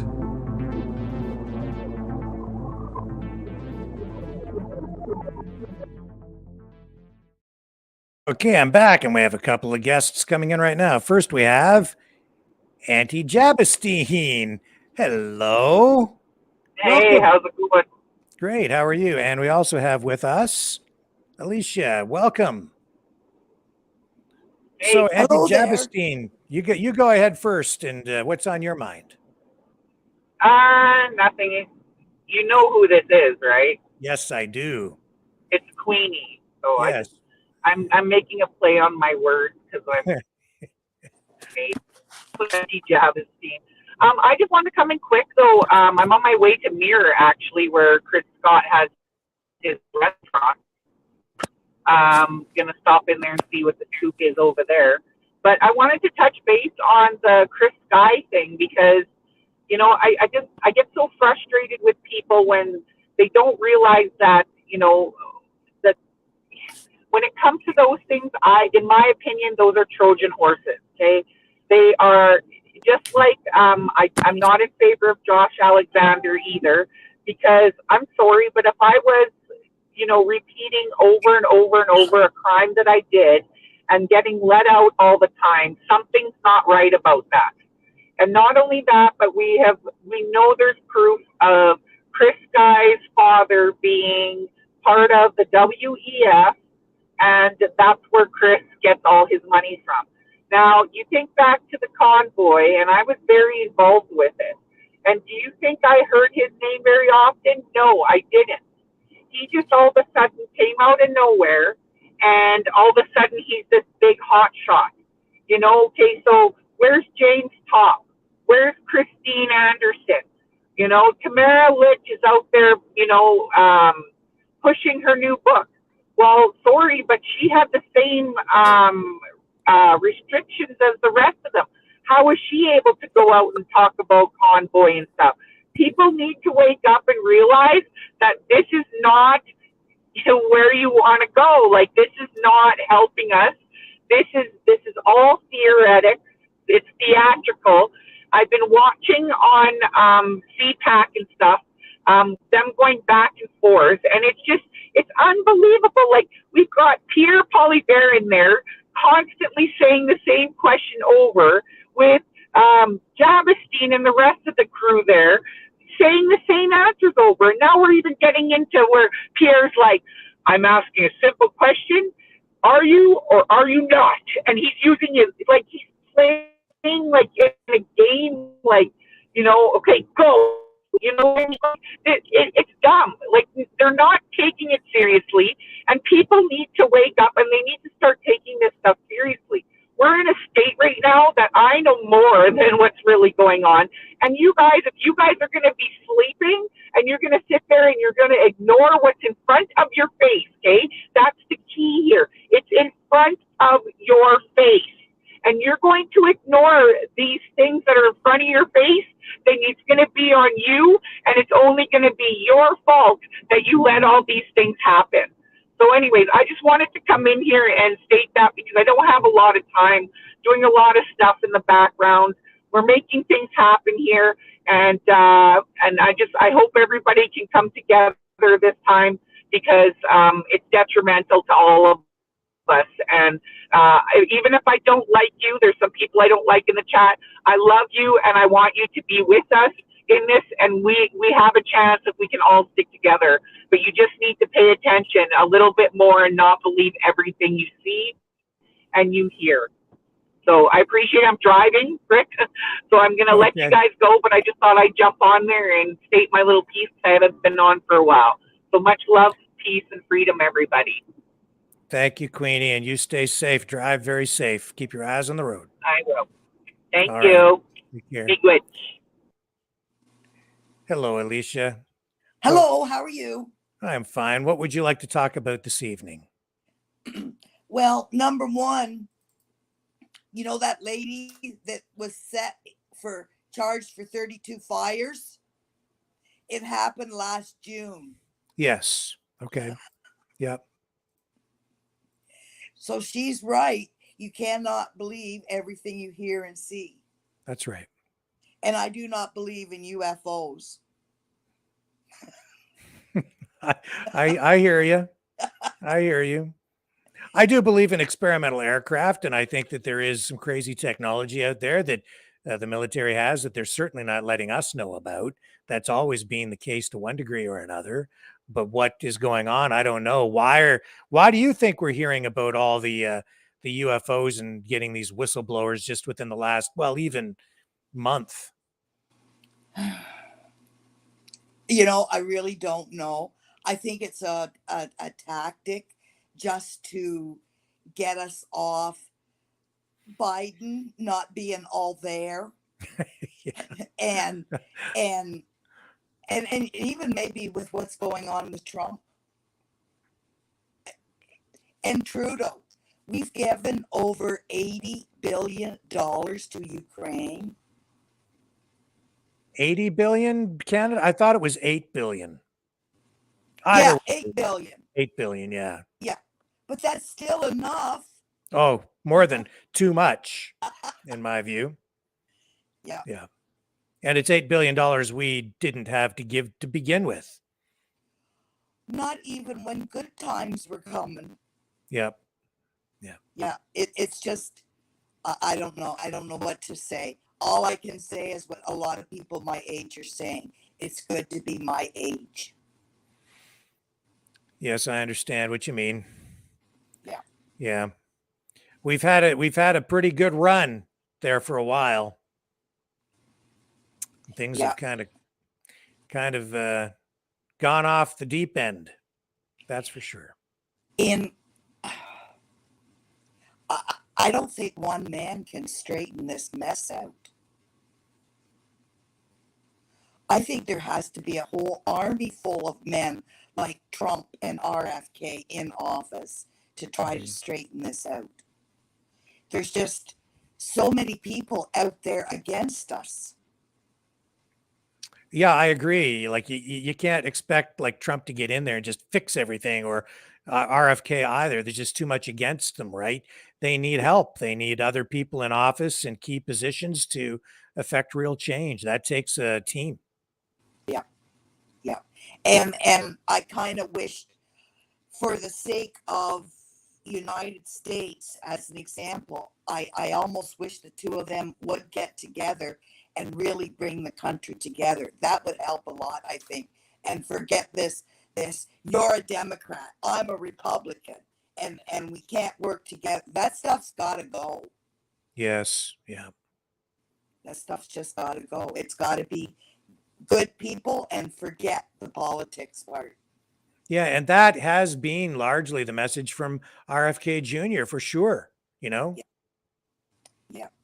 Yeah, but and you know, do you agree with me? Like just even within the last few days, RFK Jr. seems to have picked up a lot of momentum. Oh God, yes. Oh, I think so. Even Hillary Clinton, them are now going against Biden. I read where she said that she doesn't think he's mentally capable to run the country anymore. And that was on YouTube that she said it. And there were some other ones too, but I can't remember who they were. But prominent people were saying that they're kind of turning against him. And if they do, I think they'll jump on with RFK for the simple fact that RFK likes Hillary Clinton and Biden and them. Mm-hmm. Yeah, well, I think his name helps him a lot. That Kennedy energy, the you know, the how can I put it? You know, it's just the magic that comes with the Kennedy name. Yeah, they're like what people always said. They're United States royalty. Yes. Yeah. Yeah. Yeah. And I think the family will get behind him once he gets really going. I think right now they're torn because they don't want to knife Biden, because apparently Biden's been at their dinner table and the whole thing.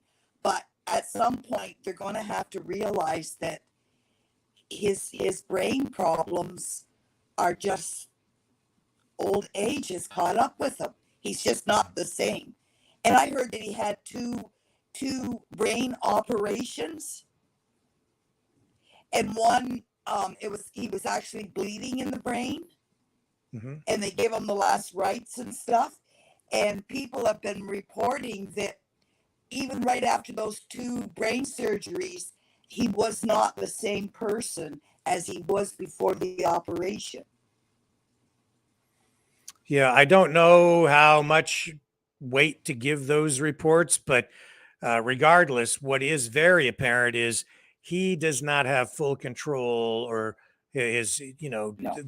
He doesn't have full capacity mentally anymore. He's in decline, and it's going senile. Oh, definitely. Yeah. So here's a question for you. We've been giving serious thought to ramping up our coverage of RFK Jr. And putting a team together, because there really isn't a mechanism in place right now to allow us to cover him, because there's no access, there's no live streams out, things like that. So we're thinking of putting together a team or a system so that we can begin to cover those speeches on a regular basis, because Trump already has that going on with him.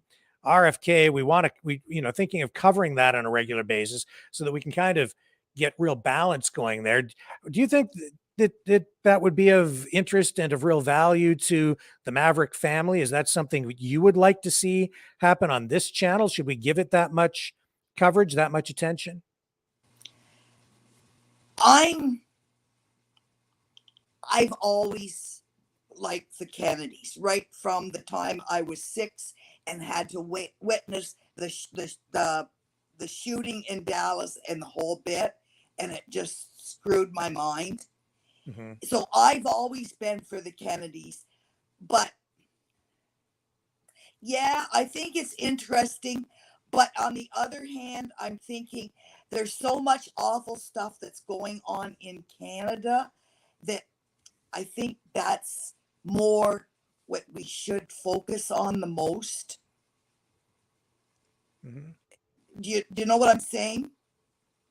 Like I've seen in chat where they're kind of, what are we listening to this American stuff for? We're Canadians, you know? So I'm not sure, but if you got a special podcast, that would be like a different thing. Then if people are interested, they could tune into it. And if they're not, they can stay on your regular program. Yeah, that's not to say that we would abandon our regular program. This would be above and beyond.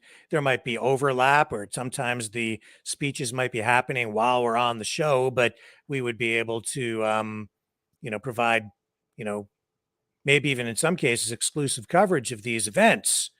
And, to me, anything that happens with a presidential race or even in politics in the United States has a direct impact on Canada. So I think for sure. Yeah. Well, the way you used to cover it with Trump, that was good. That was good. And I think people enjoyed that. But I don't know if you want to go to an exclusive show. No, it doesn't mean that we can't cover other candidates.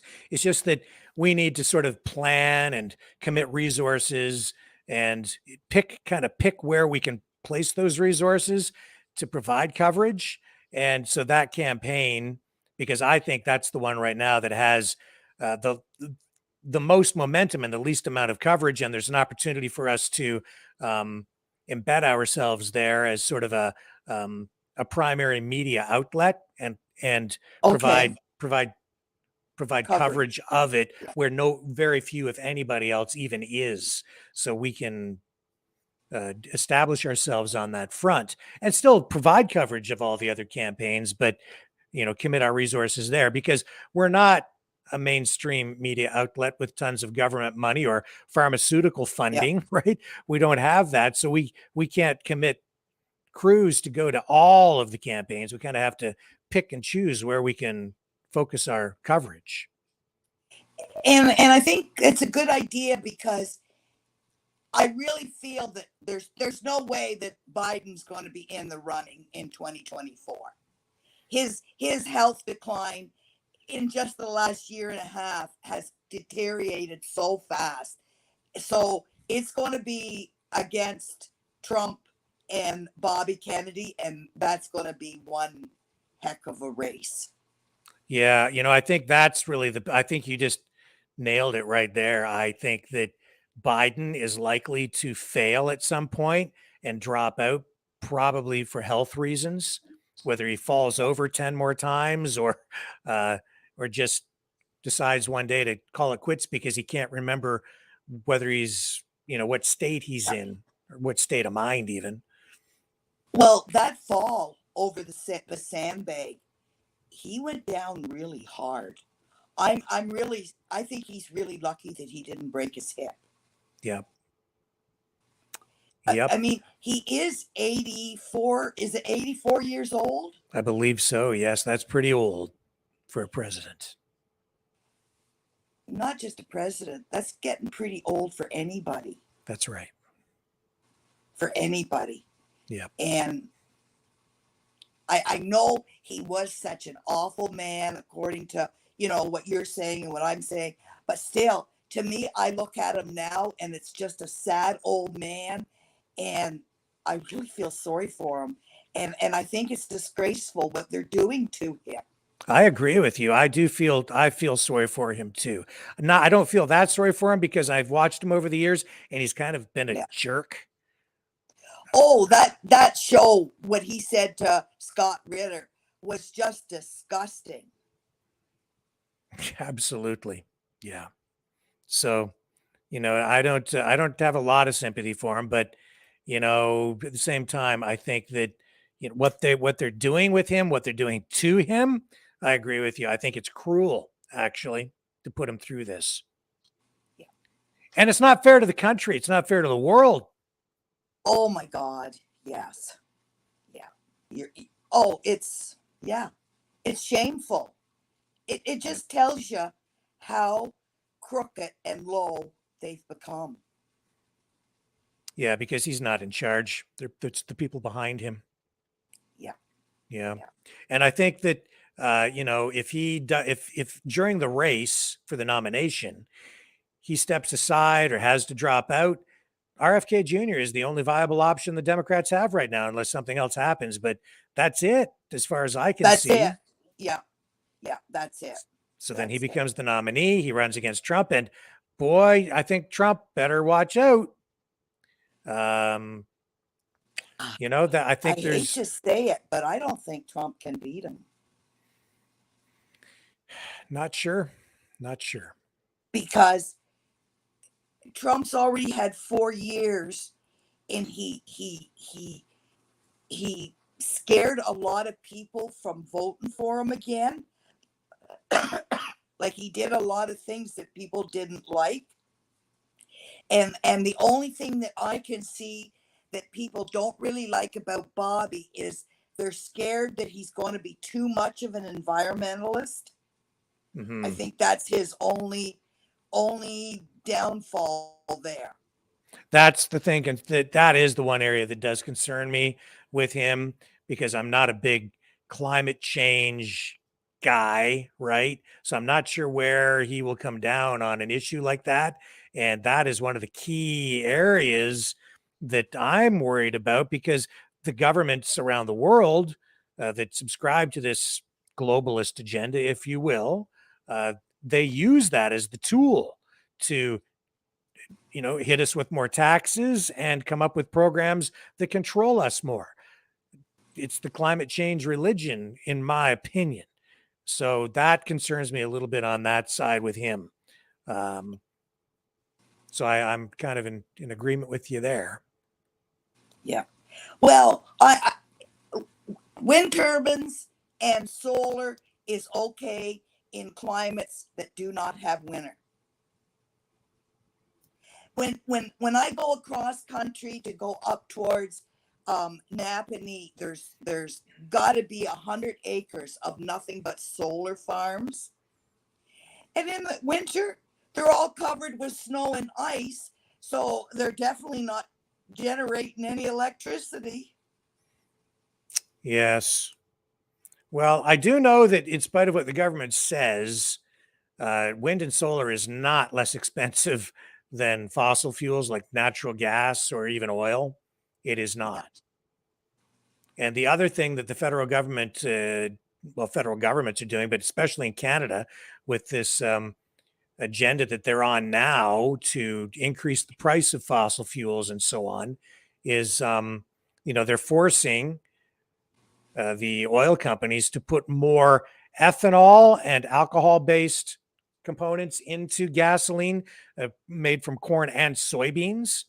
But I also know that the actual science on that is a net negative energy source, and those forms of gasoline supplements are only viable economically with government subsidies. There's an ethanol production facility right here in the town where I live, and I've followed that story for years and years. And it's only the government subsidies that make it viable. It would not be operating if they weren't pumping tax dollars into it, because it's more expensive to produce than just gasoline made from oil. And And yet they keep on pushing it. And it's a net negative energy source, which means actually you get less energy out of it than you put into it by the time you plant the seeds, harvest the crop, transport the crop using fuels like energy to do all of these things to the refinery to make the ethanol, and then you take the ethanol and you transport it to the oil refinery to mix it with the gasoline, and then take it from there and transport it again to the gas stations. And by the time you put it into your vehicle and burn it, it's a less dense form of energy than gasoline itself. And you actually end up, it takes more energy to produce it than you actually get back out of it. Believe it or not, it's true. And that didn't even come from Ripley's. That came from me right here. Oh, I gotta agree, because I think it's just another form of you will own nothing and be happy. They're Oops, we lost your signal. Oh, you're back there. Yeah. To make the country go bust. Because in Canada, in the wintertime, unless your car's in a heated garage, the electricity will not charge up the batteries because it's too cold. Yeah, they lose a lot of their capacity. That's true. And how big a battery would I have to have on a tractor to be out in the hayfield mowing for 8 hours straight? That's right. And then you have to charge it up. And how long does that take? Exactly. And then the second day, when I rake it, if I cut for, say, 8 hours, then raking cuts it in half, about 4 hours. And then about 2 hours later, you got to go bale it. So that's another 4 hours. I wouldn't have enough batteries to put in the tractor to keep going. Yeah, yeah, yeah. Doesn't make sense. It's definitely not going to work by 2030 because, well, it's like 1 week goes by so fast. Before I know it, it's Saturday again. I agree. Hey, look who it is. Hey, I like your shirt. It's a work shirt. Yeah, it's Leo. You have to do your intro though, because if we don't get your intro, it's just not a good show. Well, you got the mug of the Sultan, man, without a plan to master all your disasters coming to you. I got some company now, Rick. Look at my office. We'll do a 360. Nice. When I thought I was all alone for the last 3 years in here, I'm not now. We're expanding. Oh, hey, more desks. Means more money at the end of the day, right? Well, that's a positive sign, I guess. We'll hope that continues. Yeah, the economy's not hurting over here anyways. Did you get that nice rainstorm that just passed Windsor? Yes, I got rained on here all day off and on. And I was caught out walking my dog this afternoon. I got completely drenched. Dog doesn't mind. Not so much fun for me, but that's okay. My tomato plants are loving it. Yes. Oh, mine too. Yeah. They just jumped right up. And you know what I want to do, Leo? I want to bring you on and talk to you about your experience with your garden, because so many people, are being, they're talking about gardening and preparing for the future and reducing dependence. And I just want to do a more extensive interview, not tonight, but more extensive interview about the whole process, your experience setting up your garden. I think that would be a great interview. Anytime. And I'm always experimenting with my garden, and I grow my own weed, and I got this Kush plant, right? It's called Mango Kush. I'm going to graft it to the tomato plant. We're going to call it tomato mango Kush. Okay, and, it'll work. I've a little bit of salt and pepper. Hey? A little bit of salt and pepper on those tomatoes. Yeah, those are going to be tomatoes that'll be worth probably $25 a piece when I'm done with them. But yeah, I've done it before. I did it back in the 80s when I first started growing weed, right? I successfully grafted a marijuana plant to a tomato plant, and it took on the distinctive smells of the tomatoes. So when it was done, the flowers of this pungent marijuana smelled like tomatoes. Guys were bummed out. They're like, "You got to be joking me! I've never seen that before in my life." Right? So how does that work? Because I heard the female plants is the only one that gives you anything, and the male plants you just throw them away. Yeah, that's what you do. But when you graft it, you're taking on the root system of the tomato plant, and there's a huge similarity between tomatoes and marijuana, right? So they're both soft shooted. It's easy to do. I'm going to do it on. I don't know if I'm going to do it on Facebook or YouTube. But you're right, Rick. It's a huge viewing audience when it comes to gardening. If I was just looking at different techniques and stuff like that. Like a lot of people don't know about hydrogen peroxide. Well, I do. I've been using it indoor and out for years when it comes to growing. And some people say, "Oh, it's a chemical." Well, it's H2O2. Okay, it's a natural chemical. Okay, it's harmless, and there's a lot of benefits to the garden. There's a lot of disadvantages to the garden with it too, right? But if it's used properly, it could be used as a pesticide. It could be used as adding oxygen to the roots and killing off different bad microbes that you don't want, right? So, yeah, my garden's going to look good when I'm done. That's for sure. When it's done, they say Epsom salts is good too. Epsom salts is really good. There's a lot of things you can use. You can make up your own insecticidal soaps with natural soaps, a little bit of Arm & Hammer, baking soda, right? Yeah. A little bit of vinegar oil. You can make up your own antibacterial soaps, right? For pennies on the dollar. Pennies, right? And that's what I'm all about, right? I'm trying to stay away from fertilizers. I have 20 kilogram bags of 7-Eleven 27 and calcium nitrates, right? I don't want to go that route. I want to try and keep it as natural as I can, right? And get if I have to, and blood meal and mix it in your soil this fall and stir it up, and then it slowly releases your nitrogen and stuff. Exactly. Bone and blood meal is really good, really good, right? Thank God I haven't had anybody messing with it, like the squirrels or the raccoons or the possums. So I do live in the city, and they're all around me, right? So I haven't had any issues with that yet. If it does arise, then I'm going to go with chicken wire, and I'll fence it off really good, right? Instead of having it wide open the way it is. But yeah, it's an experience because I've never grown a vegetable garden in my life. It's always been weed, right? So I'm just taking the techniques I learned with grass over to this, and I know I'm going to be successful. I'm not going to fail, that's for sure. So what do you call a tomato after it's been grown that way? What do you name it? I'm going to call it it's Mango Kush is the marijuana plant in tomatoes. I'm going to call it Tomato Mango Kush. Okay. So yeah, well, it should be interesting. I'm going to get a lot of views on that for sure, because you don't see that. I haven't seen it on the internet at all, and it's going to be pretty funny to see, right? But I got 10 different types of tomato strains and peppers and you name it, right? I just laid down the beets and the what else was it? The radishes, the beets, the onions are in. Everything's in. I got watermelons, honeydews, broccoli, cauliflower. I got a nice variety, right? So, and that's where the peroxide will step in, especially with the cauliflower and the broccoli, because you get the white flies and the worms and stuff like that, right? Where the peroxide, and you got to use it properly. You can't overdo it, right? Like I get the peroxide. The stuff you buy at the store is 3% peroxide. The stuff I get is 35%. If you put your finger in it, you'll burn your finger.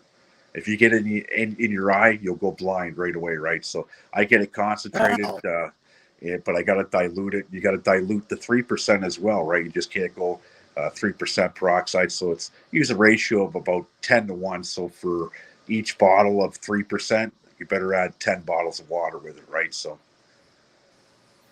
what about the politics of today? What would you like to comment on? You know what? The politics of today, what they're doing to Chris Sky is wrong, right? And for him to have to turn himself in, man, it is what it is. You can't, it's like playing with the mafia. Okay. You're just going to push and push and push and push till you find yourself in a barrel okay, and you're tossed into Lake Ontario. Now, I don't trust any governments. Now, even the pastor you had on last night, I don't trust any government, period. And I don't think he's the savior. Okay, if he was to run it and he would have won, he's the savior to it all. Not even close. Okay. Now everybody has an agenda. Well, his is obviously political, right? I get it. He's in the right mind. He's saying, "Oh, I want to save the people," and this and that. Okay, but then when he said the word last night about tossing that thing, that pineapple, I'm not going to say it on here because we'll get banned. That pineapple thing, Yeah. I've met a lot of con artists and manipulators in my life, a lot. Okay, and I know when people are getting soaked. Don't believe the hype, man. I don't believe any of them. I don't believe the mayor of Windsor. I don't believe my city council, and I know my city councilor, Reno. I know him very well. Okay, I don't believe them. I don't believe any of them. Okay, because once they're in, they change. It's all about the bottom line is their bottom pocket, right? And you see that everywhere in politics. They'll say whatever they can to get you in, to get their spot, to get your vote. And you see with Polyev. Okay, I don't trust him. I don't trust, definitely do not trust the Liberals. I don't trust the Conservatives. I don't trust Max. I don't trust any of them, man. We're all being had at the end of the day. Yeah. I totally understand. You have a lot of volunteers and a lot of people who go into the streets and demonstrate and go to rallies and support and wave the signs, all to get somebody into office. And then sometimes, well, most often they get in there and they don't even do what they say they were going to do most of the time. It's lies. It's all lies at the end of the day, right? They come in with great intentions and great ideas, but that changes fast as soon as they get the seat, right? Yeah. It's so like is that going to happen with Chris Sky? Soon as he gets in there and starts getting that big money, is he going to flip too? Chris Sky will never get in. Don't kid yourself. Oh, I don't think he will either. Yeah, he's got about as much chance as the pastor had, right? That Chinese lady's getting in through riding on the back of her dead husband and stuff. Olivia Chow, the wife of former NDP leader Jack Layton, who passed away a few years ago. And Jack Layton was a man of the people. I don't care what anybody says. Okay, I don't like NDP, but I'll tell you, I did like Jack Layton. Okay, he was a man of the people, and he was doing what he said he was going to do. And I think the conspiracy theorists out there would say that they killed him off because he was a threat for the Prime Minister's office. Jack Layton. Well, something happened because it happened quite fast. It was totally unexpected. Yeah, it's called cancer. That's called cancer. When you get it, it happens fast for some people. Some people, it don't happen fast. They live for 10, 15 years with the cancer, right? Some people are wiped out in 6 months, right? I've seen guys in the hospital, and they say, "You're not leaving." What do you mean I'm not leaving? You got stage 3 cancer. You got about 6 days to live if you're lucky, and they don't leave, right? They go into hospice and they die. But I've seen other people live 20 years with cancer. Yeah, right. They catch it; it's in remission. If they don't, it's a death sentence, right? It's just a matter of burning out the days. And what was your assessment of Trump's day in court today for his arraignment? His day in court was like the last day in court. Exactly like the last day in court. Nothing's going to come of it. At the end of the day, Trump will be exonerated, or however you want to put it over there. Okay, he'll walk from all charges. Will he get elected? Who knows? I don't trust that JFK's RFK. I don't trust him either. Okay, I don't. For starters, he grew up where? Martha's Vineyard. Okay, where all the money is. He's spoon-fed, silver spoon-fed, gold spoon-fed. I don't trust him. Okay, he comes from nothing but money and bullshit, right? You look at the old man. What was his name? Jack.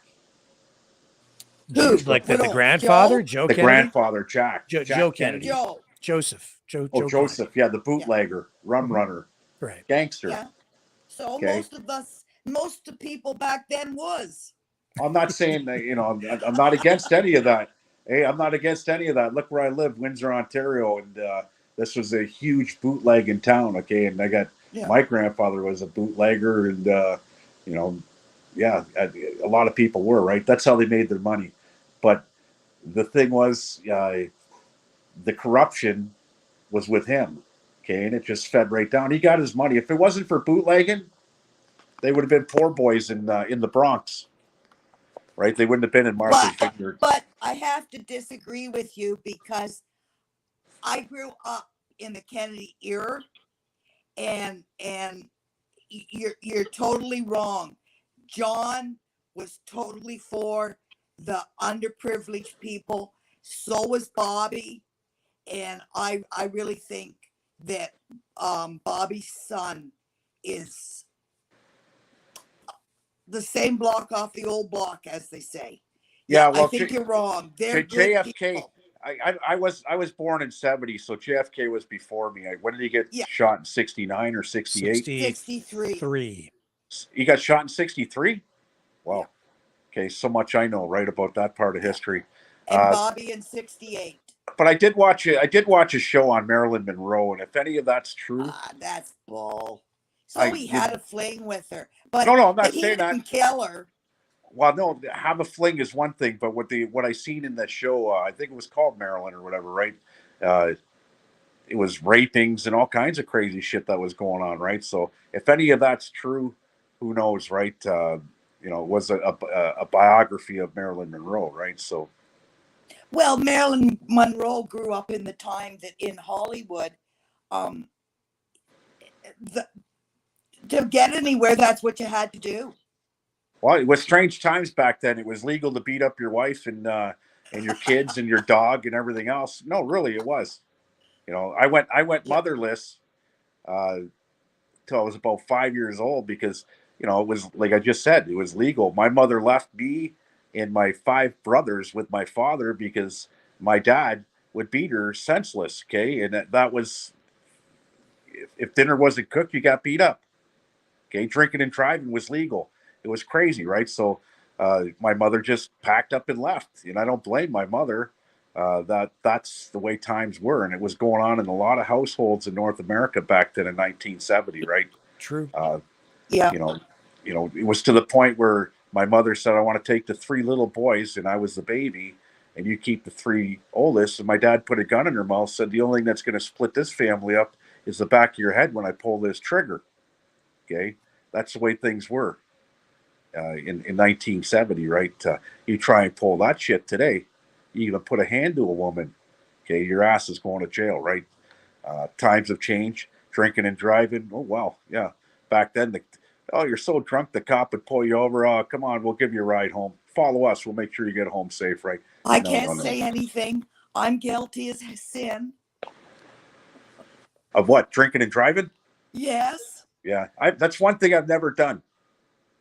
Oh, it's easy.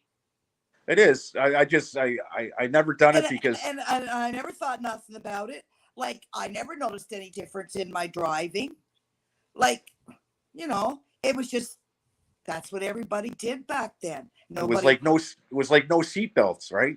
Exactly. Oh, I fought that. Got a fine for no seatbelt. I wear a seatbelt now. Yeah, I've done a lot of crazy things in my life, but I've never even had a speeding ticket or a red light ticket or no seatbelt, no DUIs. I got a clean driving abstract, right? And guys, I go over to my boss's house and they were all drinking a couple weeks ago, and I get there around 10 o'clock at night, and one of the people there said, "I'm going to drive home." I said, "Listen, I'll drive you home." And then he started talking about going to Ipperwash. I said, "I ain't driving to Ipperwash, but I'll drive you home." Yeah, so ended up driving him home, and he was thankful. I got a speeding ticket last summer. Yeah, the worst thing you could do in my eyes is lose your license, because for me, it's a privilege that I have to have. Okay, I'm not going to jump on a bicycle. When they changed the speed sign. Yeah, where are you at? Are you from the States? No, I'm north of Kingston. North of Kingston, that would be Ottawa. Yeah, but not that far. 15, 20 minutes from Kingston. Oh, from Kingston? Ottawa is about an hour and a half from me. What, are you from Napanee? No, you go past Napanee. The Indian Reserve there? Well, that's where I was going, was to the reserve to get cigarettes. Oh, nice. Cheap Yeah, out there. so the good song on the radio, and the old foot just goes down on the gas pedal, and but the cop, and you're gonna love it too. I had my Freedom Trucker shirt on, so I had to get out of the truck. I had friggin' farm plates on the back of the truck, and my Freedom Trucker shirt on from the Ottawa. So I thought maybe I was in real big trouble, but it was $365 fine, I think. Ooh. Yeah. Ooh. Yeah. Yeah. Ooh. Yeah. Yeah. I have a nice diesel truck, and honestly, it's never seen over 130 kilometers an hour, and that's never. If I drive it, when I drive it on the highway, I do 118 kilometers an hour. I baby it, right? My wife, she went up to a family reunion. She didn't tell me, and she got the ticket. It came in the mail, and I opened it up. So what's this about? She was doing $133 down to 401, and they tagged her for it, right? And I said, let's gonna go, get up the insurance. We got joint insurance on the vehicle. Lucky it didn't. Nobody caught it anyways, but she ended up paying the ticket. And I'm like, man, oh man. Well, I was mad because I was stopped at the stop sign with my signal on to turn onto the 401 when the cop pulled up behind me and then put the lights on me and told me to go towards Odessa, and then pulled me over and said, "Did you know you were speeding?" And I said, "No." He goes, "Well, you were." What were you doing in the Ukraine? Ukraine? Yeah, No, Odessa. Odessa. Yeah, Odessa, next to Kiev. Yeah, no. I'd be really in trouble over there. He would shoot me. Yeah, Ukraine wouldn't like me. Yeah, the only time you're allowed to speed in Ukraine is if you're headed to the front lines. Yeah, that's another ball of wax over there, Rick. I'm not buying anything that they're saying about the Ukrainians advancing on this town and that town. Russia's not going to lose. Plain and simple, they're not going to lose. They're a nuclear power, Well, there was something on today about Ukraine bombing something. Ukraine has nothing. Okay, they have nothing, and that's the thing. They sending drones and everything else is one thing. Okay, they have nothing. Every day that this war goes on, they get less and less and less. It's only a matter of time before the people stand up and revolt there, and they've had enough. When they don't have any food on the table, which is very soon. Okay, they don't have any food on the table, and people are starving, and it's a famine. And that's when the people will stand up, and his own people will take him out right at the end of the day. That's what they're saying about Trudeau. They're saying that he's hiding over there. I highly doubt that. He ain't got the balls. Well, he's over there. Yeah, well, he was just there to deliver more money and pose for another photo op. Right. But Joe Biden was there also, remember? The photo shoot and everybody clapping. Then you found out it was in Poland. Yeah. Well, they're saying that Trudeau's staying over there because of the rapporteur stepping down. Oh, yeah, with the Chinagate. Chinagate. Yeah. The special rapporteur. Yeah. Yeah. Yeah. He's sort of like the special. He's sort of like the special rapporteur that we had for the Freedom Convoy. Exactly. Yep. Exactly. I thought it was the same person at first, the same judge. No. Yeah, they hired. Kind of looked alike. They both got white hair. It's funny. They hired a guy at my work, and he came in. He's like, "Hey, Leo, man," I sat down with him. He's on days. I'm on afternoons, but we got a 2-hour shift relay over, right? So he was sitting with me, and we were talking. He says, "I was following everything you're doing with the Freedom Convoy and everything else." And I told him, I said, "There's two sides to the Freedom Convoy. You got the far right side, that's the violent side, that wants to burn everything down, take out the government, and then you got the right side, or maybe off to the middle side, I guess it would be, in the middle that want to do it peacefully and democratically by voting people out, right? And he's like, you know what? I see that now. And I've finally come to the conclusion that the far right side, now the gay community and all that stuff, the people are up in arms in, okay? The far right are taking it too far. Oh, totally Live and let agree. live. Live and let Yep. live. Yep. Okay? They don't want to, because guess what? They're not on the freedom convoy anymore, because that's all faded out. So they got to morph onto something else, right? Some more hatred. You know, after the gays and the transgender shit's done, what are they going to jump onto next? Right? It's going to be the big question. Well, I received some stuff by email today that I will not tell you what it was, but it was very, very concerning. And yeah, it's going exactly where I was afraid it might go. I dare not say it here on the air. Yeah, I'm sick of it, Rick. Really, I am. Yeah. You know, I tend to make up my own mind at the end of the day. I don't let anybody else feed me the shit that I see, because my eyes don't lie. It's like I you. guess it was a good show in Washington on the Hill. Was it yesterday or today, with the trans all free boobies Oh yeah, and the whole bit jumping around. Hey, I don't stand for a second for any of it to be taught in schools. Okay. Now, yeah, people are having sex in grade 8, grade 9. Yeah, I got my first blowjob in grade 8. Okay, that's me. But we didn't talk about sex in schools. We didn't have sex education until I reached grade 11, health sciences, right? But you must have been at least 15 in grade 8. No, I was 20. I was one of the dumb ones. No, I'm joking. 20. 14, 15 years old, right? In my day, if you they just pushed you through regardless if you passed or not. They just pushed you to the next grade to get rid of people as fast as possible. No, they didn't play that down here. Yeah. But no, I was about 14, 15 years old, right? I didn't lose my virginity, but I did get a blowjob in the same token, right? Well, there we go with Biden. Yeah, that was the White House yesterday. And I guess there were people there topless at the White House. It's true. Yeah. It's true. I didn't see this. Yeah. Yeah. I mean, not a lot of people in the audience there topless, but there were some topless people there. I saw some photos. Yeah, dude. You know, the parades and everything else, and you see them running around bare ass downtown Toronto and everything else. Okay, I don't stand for any of that crap. I don't. No. That's the line. What's turning people off. Right. If I was to pull my pants down and run down OLED Avenue, I don't care if it's Pride or whatever you want to call it, right? You should be arrested for indecent exposure. Okay. There's kids. Kids are watching this shit, right?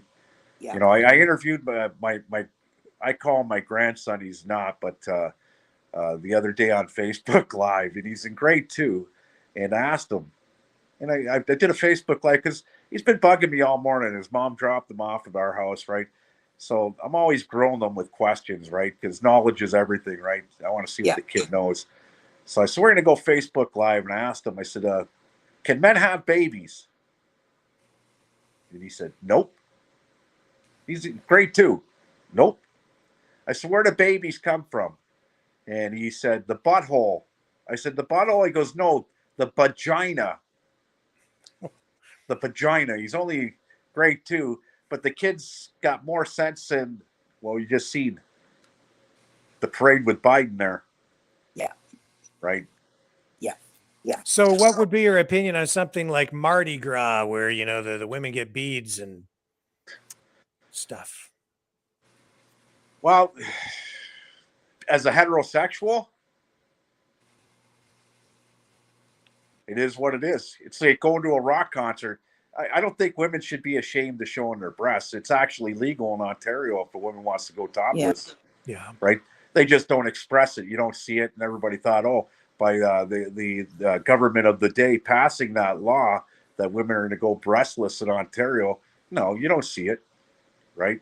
The option is there. Yeah. Right? But you don't see it. I remember when that law was passed, and at the time we were doing news stories about it. when I was working for CTV, and you'd go to these protests. Well, even before the law was passed, when they were and then after it was passed, and they were like at demonstrations where, we're gonna, show that we're free to show our breasts. So they were running around topless, but as soon as the cameras would show up, they'd do this and cover themselves up. And it's like, well, why? You're running around out in public and everyone can see you, but you don't want your picture taken because you don't want people to look at you. It's like some weird thing in the head. Rick, when you lived in Windsor, you remember the Studio 4? Yes. Okay, the strip club. Yeah. In 1987, I was 17 years old, still in high school. That was my first job, was working in in that industry, right? I was a busboy, and I'd have to wipe off all the boob prints on the glass or on the mirrors and everything else, right? And so at 17 years old, I'm in this industry where all the women are naked, right? And it was weird, right? And I'd go to school.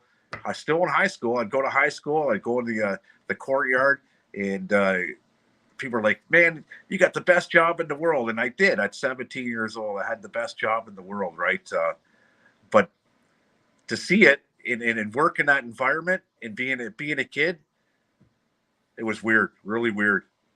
And when they did the like you just said, they passed that law, everybody thought, oh my God, all the women are going to go crazy and topless. I didn't see it, and I still don't see it today. And it's legal. Yeah. And I've been to nudist beaches myself. I've been to Wreck Beach in Vancouver numerous times, right? And pretty wild times down there. The girlfriend of the day, let's go to Wreck Beach. Yeah, well, I got no problems getting naked on a nudist beach. I don't. And I did it. I probably will never do it again because I got so sunburned, because that part of your body never sees the sun, right? And yeah, it was excruciating for 3 weeks. The pain, right? I'll never, ever do it again. But for a parade down a main street in just a city where you have families out, it just, to me, seems inappropriate for nudity to be there. It is.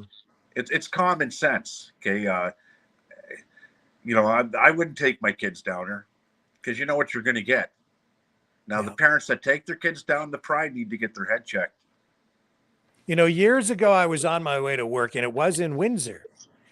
And it was on Ouellette. Was it Ouellette? Anyway, it's an overpass there, right?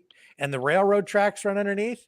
It was the dead of winter. It was a super cold day. And as I'm driving over the overpass, I'm sorry if I'm getting the geography wrong, but I look to my right, and down on the railroad tracks, there's this guy. He's wearing a toque and some boots and some fuzzy socks and nothing else. And he's pleasuring himself in the middle of the railroad tracks. And I was like, what the hell? This is like at 8 o'clock in the morning. And it had to be -20. And, to me, that's mental illness. That's Yeah. mental illness, but in the same sense, it's indecent exposure. Something you should have intervened. Yeah, He was waiting for the train. I wasn't gonna stop and run down. No, like, I'm on my way to work, dude. Like, so I don't know what happened to that guy, but that is always stuck in my mind. And then when I think about people running down the street, even in a parade, nude or semi-nude, it seems, I look at a lot of this stuff going on, even with all the colors and the rainbows, it looks like a circus. And they look like circus performers, and it might look like fun. And maybe, I think that's why some people are so accepting of it is because it's like they're clowns, and like it almost comes off like a clown thing. But naked clowns, I got a problem right with. Now in public with nudity, and you've got kids there, and it is sexualized, and it's very sexualized, and it's flaunted. I'm starting to get squeamish about it. I don't like it. Not not in my town on the main street with families, no nudity. Like they have a pride parade here in my town, but I don't think there's any nudity. Yeah. But when they start taking the clothes off, now to me, I think, man, too far. So just Well, like the what's far their right point goes too in far, taking the the clothes people on that off? side are going too far as well. There's too much extremism on both sides. Well, people are brainwashed, okay? And I'm going to read a comment here. Robert Brand, Leo, did you go to Epstein Paradise? Robert, because I don't agree with you on last night's pasture and what he had to say. That's too bad. This is freedom of speech. This is a platform for freedom of speech. And you're not going to tell me how to think, pal. Okay, you're a clown. And you can join the other clowns that are on there that are talking shit because I ain't going to buy it, right? But there's your 2 seconds of fame, Robert Brand. Why don't you come on the show and run your gate? Because that's what it is, right? You're just running your gate, and you're more than welcome to come on. Put your face on. Let's see what you look like. So, and there's a lot of clowns out there, okay? And it's the gay movement's no different from everything else that's going on, and people telling you how to act and how to live and do this and do that. Okay, I'm not buying any of it. Like I said, I work 12, 13, 14-hour shifts, so it's kind of like pulling my way out of society, and I'm getting paid. And when I get home, I want to garden. I want to pick up dog shit in my backyard. I just want to do normal things. Okay, I don't want to get involved in the gay pride movement. Okay, you're over there, I'm over here, and nobody's going to tell me how to live my life. Yeah, do your own thing, man. Just do your own thing. I want to go jet skiing on Sunday. I'm going to go jet skiing on Sunday. I'm going to cook steaks for the family on Father's Day. I'm going to cook steaks for the family on Father's Day, right? I don't need anybody to sit there and tell me, especially when you got a pastor on there. And like I said, he's, in my eyes, he's a master manipulator. Okay. You should ask him the question, how much money does he make, Rick? Okay, well, yeah, I didn't really think of it that way last night when he was on, and I did have several people message me afterward, and actually some of them beforehand. I just didn't see their messages who had asked me to ask him that. Maybe if he's back on the show again in the future, I'll have an opportunity to do that. He did clear up some things that I'd been wondering about, but yes, there were some answers that he gave that still rise to a level where it's not really clear. Right. I get it. Okay. I get it. He wanted to help the poor, this and that. But when I had a problem when he said, he was arrested for helping a homeless, hungry child that was going to die if he didn't feed him. I call bullshit on that. Okay. Any pastor I know is all about peace, love, and happiness, not yelling at police and doing everything else that he was doing. I don't know. It's lunatic. That's what it is. And then Robert Brand say, he's done more than you. Hey, I'm not out to judge. Maybe he has done more than me. But I do know one thing. I put up $1 million, over $1 million of my own money for my community, okay, and my charities in this town. And you can look at it in mainstream media. It's being tested before the courts now as we speak. So I did my part, Robert Brand. Did you do yours? And I was arrested for my part too. Not saying one's better than the other, but at least I know when to shut it off, right? Yeah. Well, a lot of people skeptical, that's for sure. Queenie was on here just before you and had similar concerns, right? Yeah, I seen it. Yeah. Queenie's she is what she is, right? She does what she does. I'm not here to say, Queenie, I don't like you and what you said. You got a right to say whatever you want to say at the end of the day. Don't let anybody fear you out of saying it, right? Because they will. Yeah. Some people take an inch and then they'll take a mile. You give them that inch, they'll take a mile. I get it. They just don't give you the inch. Well, tell me, Leo, what do you think about all this UFO talk right now? I'm sort of like Alicia. If I don't see it, I don't believe it, right? The proof is in the pudding. Until an alien comes down here and knocks on my door and asks for some water, I'm not going to believe it, right? Yeah. And I've done a lot of drugs in my life, and I still haven't seen any aliens, Rick. Yeah, well, I was watching Redacted today. They were going hard on the alien stuff because they had this whole conference at the National Press Club yesterday, where they had all these speakers who were supposed to be former military or whistleblowers or eyewitnesses. And one guy said he'd been abducted, and another guy said that he'd been down to Antarctic where they had this, base of operation where they have all these reverse engineered aircraft and more and more and more people coming forward talking like this, one after another at this conference. But the one thing that seems to be missing consistently is actual physical or even photographic evidence up close with clear video or clear photos in these places with these things. I'm not seeing it, so I remain skeptical. Well, the guy in Nevada there outside Las Vegas last week that called the 911 call about the aliens in the backyard. Now, okay, everybody has a camera on their phone, or you have a cell phone, okay, with a camera on it. Now, there's no video of it. And then I seen a video come out the other day of the 911 call and the alien in the backyard, right? You know what? The technology came from somewhere. Don't kid yourself. The pyramids weren't built. The pyramids were not built by humans. Okay, it just wasn't built that way. Okay, they're still standing. How old are the pyramids? 10,000 years old. Okay, somebody came down and built the pyramids. Okay, but like I said, no, the Egyptians built them. The Egyptians built them. I don't know, man. I don't know. Some people say the Egyptians, some people say the aliens, right? I like I said, if I don't see it, I don't believe it. Well, I think we're going to do a new show on here on a regular basis, and it's going to be called True Spiracies. And we're going to be looking at subject matter like this, not because I want to spread conspiracy theories, but because I want to actually take a subject and find out what the real facts are surrounding it, and then try to get closer to the truth and determine whether it's true or not. Is it just a conspiracy or is it a true spiracy? So this is exactly the kind of conversation we'll be having on that show. That sounds good.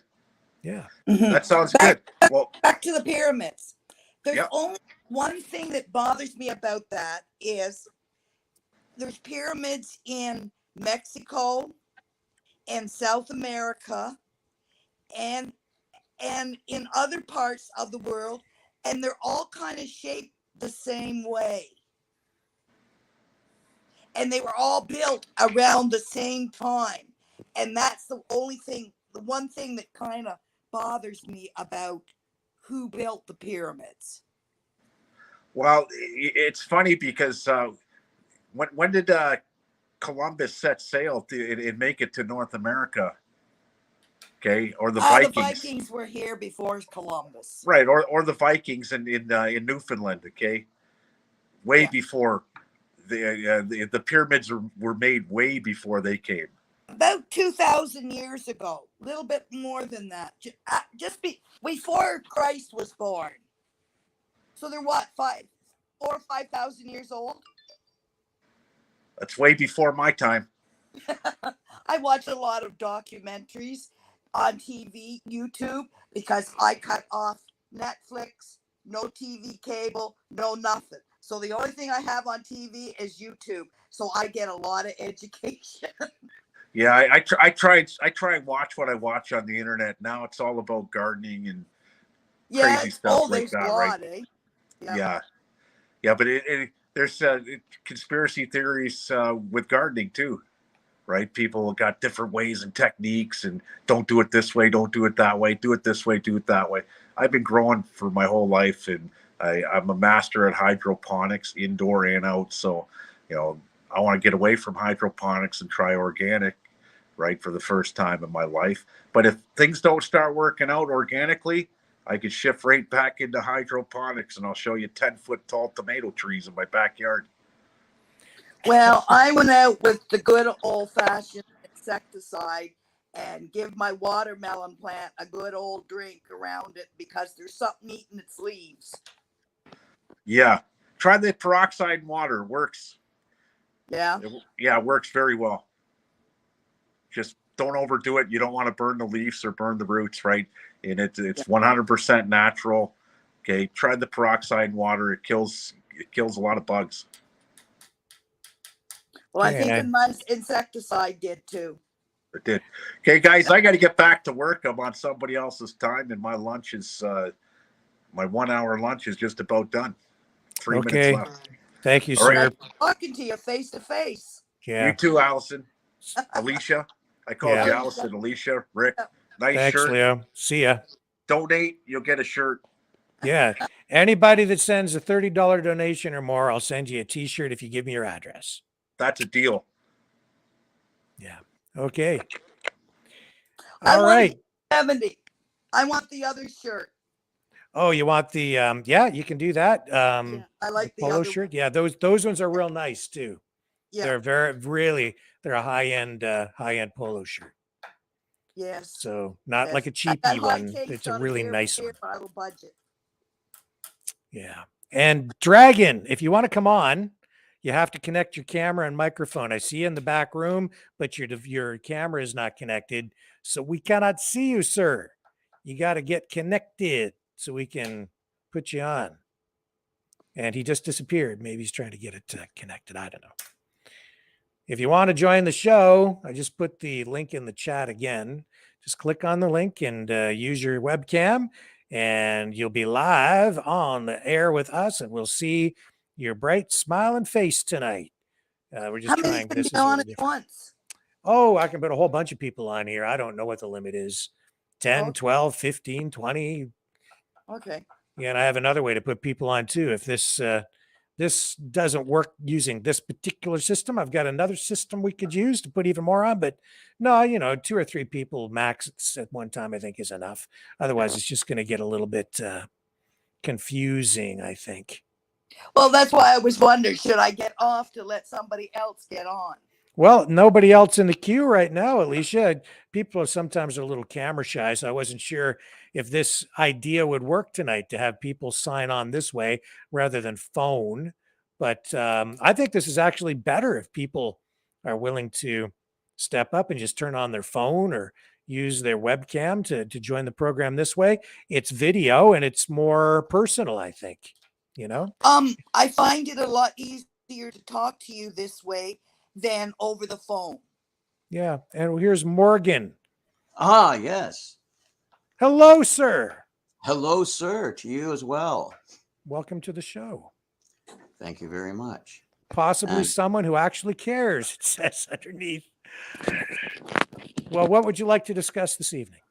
Well, I'm going to pinpoint on the food issue, seeing as we live in Chatham, Kent, and I, having worked for the Food Grains Bank with my music, earning money for the farmers, because around here, just like we have, or anywhere they have tractor pulls or anything that some people might sneer to, or people who do not understand farmers are geniuses, and the number one job on this planet, next to just being a man following like the spirit each day, seeing the sun getting up and giving its light and saying, you know what?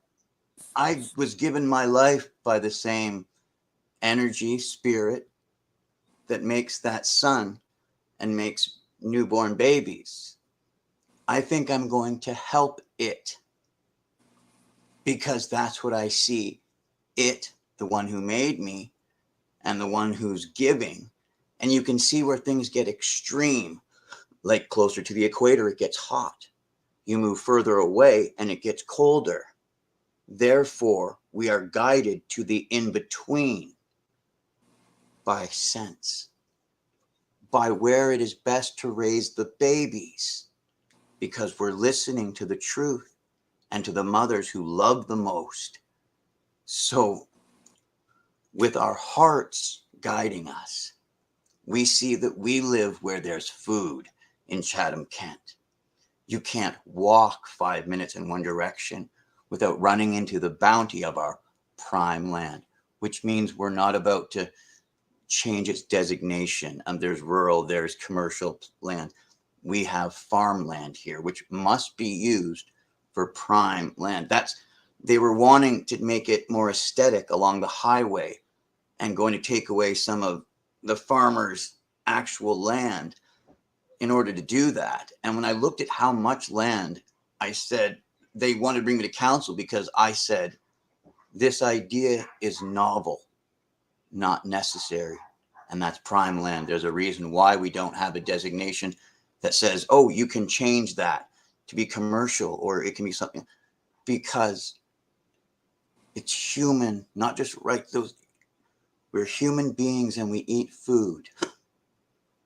That's how come we have a law in place that says you cannot change to residential, you cannot change to commercial. This land is for growing food that the people eat.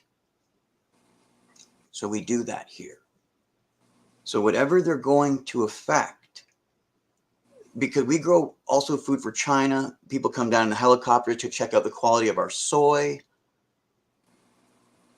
They're going to have to affect here, or whatever's going to be done when you want to control people.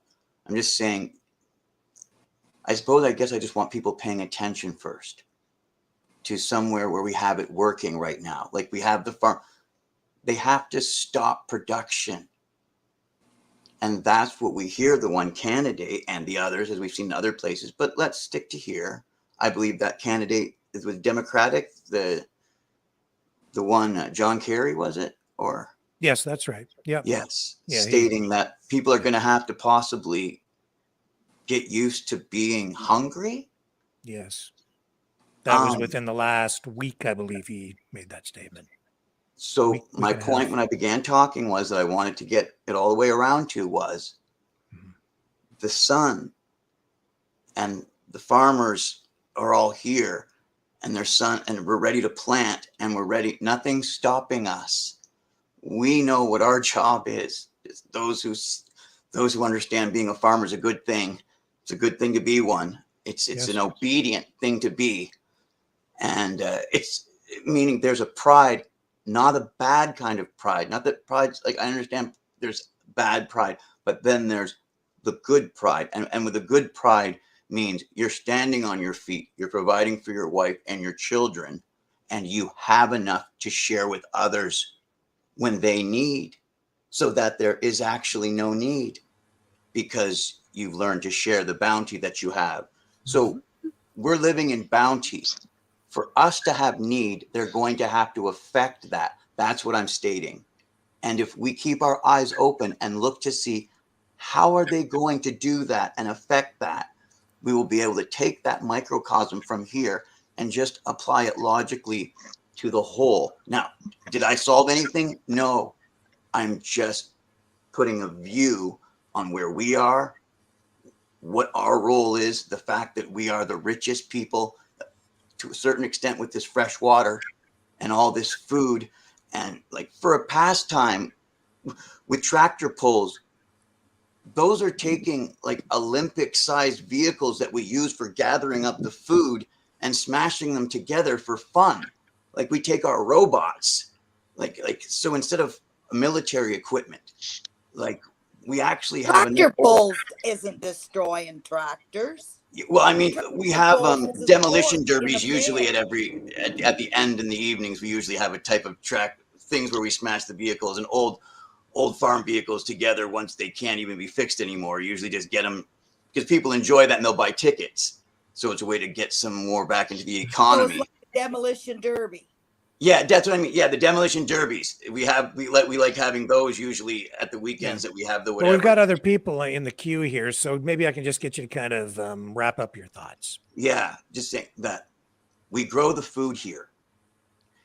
If they're going to affect that and place the people here in any type of need, they're going to have to do it manually. they're going to have to do it manually because there's enough food here for all. So like when they're going to say, oh, these prices here cost this much because we've regulated it everywhere, even though we can see around us and there's the food everywhere, yet they want us to pay what they're paying in Malaysia, what they're paying here, what they're paying here, what they're paying here, because they're going to want to do that to the whole place, the whole planet. And I'm just saying that God is good and he gives us the sun and he gives us the food. Therefore, the war is about people trying to stop people from doing what they know is right. Stopping good farmers from planting. That's my point. Stopping good people from doing good jobs, making it harder for them to do what is the most natural thing in the world. Thank you for your time. Thank you, Morgan. And you're welcome to stay if you want. But Dragon, you've been waiting patiently. You were next in the queue, actually. So welcome back, sir. What do you want to talk about? Yes, sir. Hi, Dragon. Well, actually, yes. Actually, the other day you were speaking about Third World War, and my friend Alice, how are you tonight? Yeah, World War III. How does that work? Well, look, I will say it. Okay, there's a few things you need to understand that what brings a war, or actually how you can call it a world war. First, you need two teams. Okay. First, it started with Ukraine against Russia, right? And now we got NATO on one side, and we got other teams for Russia, like Belarus, for example, right? So this is one example. Second thing, we need infrastructure and strategic target to be hit, which is a thing already done. You got civil injuries. You got also the economic sanctions. And lastly, you got the government propaganda going on. So this is what is the definition of a world war, in my view. Well, I think that's what we're in. Yep. Third World War. Yep. How about you, we all Gina? What's see on your mind? those descriptions. What's on your mind, Gina? Hi, everyone. Well, basically, I mean, as far as World War III, I agree with Dragon. I think that we are in World War III. And as far as Morgan goes, I also agree with him as far as it goes with the farming as well. I don't think we've chatted but I'm one of the moderators on YouTube. And Alice, we've probably chatted once or twice. But I really do think that there's a lot of strange things going on. I think that as far as the alien stuff goes, I've got some beliefs that maybe are a little bit off the wall on what I think's going to happen. Some people agree with me, and other people think I'm just nuts. I think that there's going to be a fake attack that's going to come, and they're going to say it was the aliens, and they're going to put us into a panic. That's what I think could very well possibly happen here.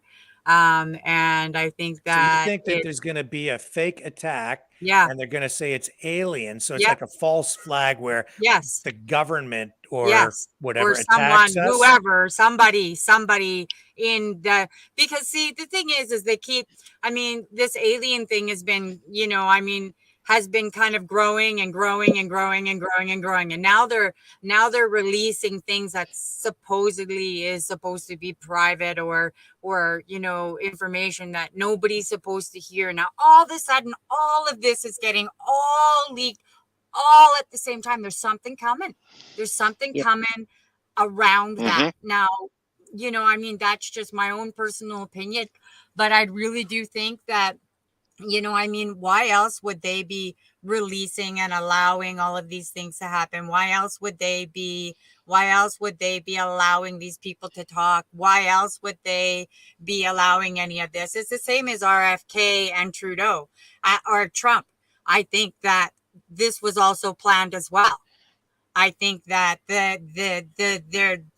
got this opposition going on, and I think that the biggest fight is going to be between those two. I believe that I think that both of them have their good points, and both of them have some things that aren't so great. But I think we're all human beings, and that there needs to be some some allowance there for that. However, I think that both parties would probably do well, either one who won. I think that, but I think that, the Democrats are going to definitely, try to, close Trump down, because that's just kind of how that whole thing works. So there's a lot of things going on in the world. And I think that this is just all part of the chaos and mayhem that whoever it is, that the powers that are are controlling this. I mean, just like what's going on with the WHO treaty and all of that stuff. There's something brewing. There's just too many bad things. There's just too many bad things in all different areas. It's not just one area. It's in all areas. So they're like trying to create fear here, and they're trying to create fear here, and they're trying to create division here. And they're trying to, and it just seems to be getting bigger and bigger and bigger and bigger. I mean, just like when Biden won the last election. Thank you, Dragon. Biden won the last election. I'm like, he can't even hardly walk. Why would anybody be voting on this guy? I was a registered carrier for 20 years. I took care of people like him. He was, in my opinion, incompetent then, which in my opinion was he was just the face behind the puppets who were actually controlling everything. Yeah, totally agree.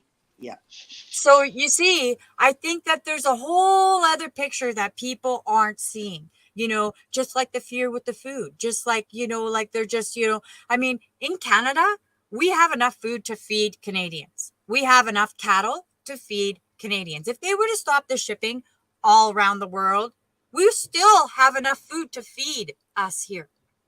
And they're trying to make the people afraid of that as well. It's making me sick. I'm sitting here and I'm looking at all of these different things, all of these different areas. They're trying to attack our security. I mean, most, especially women, need to feel secure. That is one of the biggest things that women need. And they're attacking our families, and they're attacking our food. That and war. Come on. There's so much going on right now. There's something is going to happen. There has to be some sort of something. And I don't know, exactly what it's going to be, but I know that it's going to be big, and it's going to be a massive fear attack to try to get people to panic about everything, because everybody's got their worries. Moms are worried about feeding their kids. Kids don't think that there's a future. Like it doesn't matter what generation you talk to. They've all got these fears. Well, right? I got something to tell you too about fears. You know how they're saying that the cows, they got to put diapers on and stuff because they're farting and going it? Yes. Well, I got thinking about that the other day. In the wintertime, I keep my 40 head of cattle in the barn, closed up, and I work in there with them. And all of a sudden, it just dawned on me, I've never ever heard them farting. If 40 head of cattle farted in a closed-in barn, the methanol would put me unconscious, would it not? Well, did you say menthol? You're talking about menthol cow farts? No, there's something methane. I've never experienced before. The aroma is killing me, but I kind of like it. That's what I'm saying. Yeah. Cows bloat, okay? And the reason the bloat can kill them is because they can't pass. We can't hear you. We have low audio there, Alicia. You got to get closer to your mic or something. Well, that's what I mean. So that's a made up story. Cows do not fart. You mean because you mean if they did- that they fart, or is it the menthol cow farts that is the Come on now, Rick. That's what's killing the atmosphere. it's almost like it's very similar to menthol cigarettes, right? They taste great, but they'll kill you. Well, we've got this thing. I've been going around asking farmers if when they're in the barn working and milking the cows, I said, have you ever heard of the cows farting? And they've all got thinking, and the answer's no. And the Don't they reason fart is, when they poop? Like that's what I understand is that when they're pooping is when the gas is released. That's my understanding of when they're releasing gas. well, it's very rarely. It's no more than. Are you trying to tell me, Alicia, the cows don't fart? They have 4 stomachs. They ferment all their food. They have to fart. There's They only one don't. creature. They There's both. only one. It comes There's out- only it one comes out creature their on the earth, and one mammal that does not fart, and that is a woman. Okay.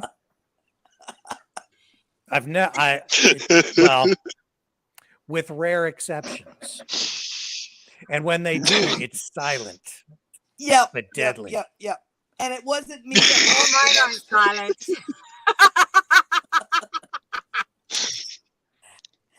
My lady Rumi, when she farts, she always fart in style. That's right. I mean, come on. Enough to kill all the cows in the world. Cows have 4 stomachs. They ferment their food. That's right. That fermentation creates gas. The gas must come out or the cow would when they're explode. chewing, Whether it comes out its burps. mouth or its It butt, burps. it has to come out. And it comes out through the mouth by burping. It does. They have 4 stomachs. Well, you know what it is, Gina. It's Rick is having a good time. That's how cows fly. They don't fart. They just get. They get to the moon. They Oh, just now we expand, know. and they just start to rise. You solved that. Quite the dainty dish. And therein lies the explanation to unidentified flying objects. Now we know. We now know all the facts that we need to know. Cows don't fart; they fly. And Pigs fly. Pigs fly. Cows just jump over the moon. And it's not a conspiracy theory. I'm sorry. I forgot about that.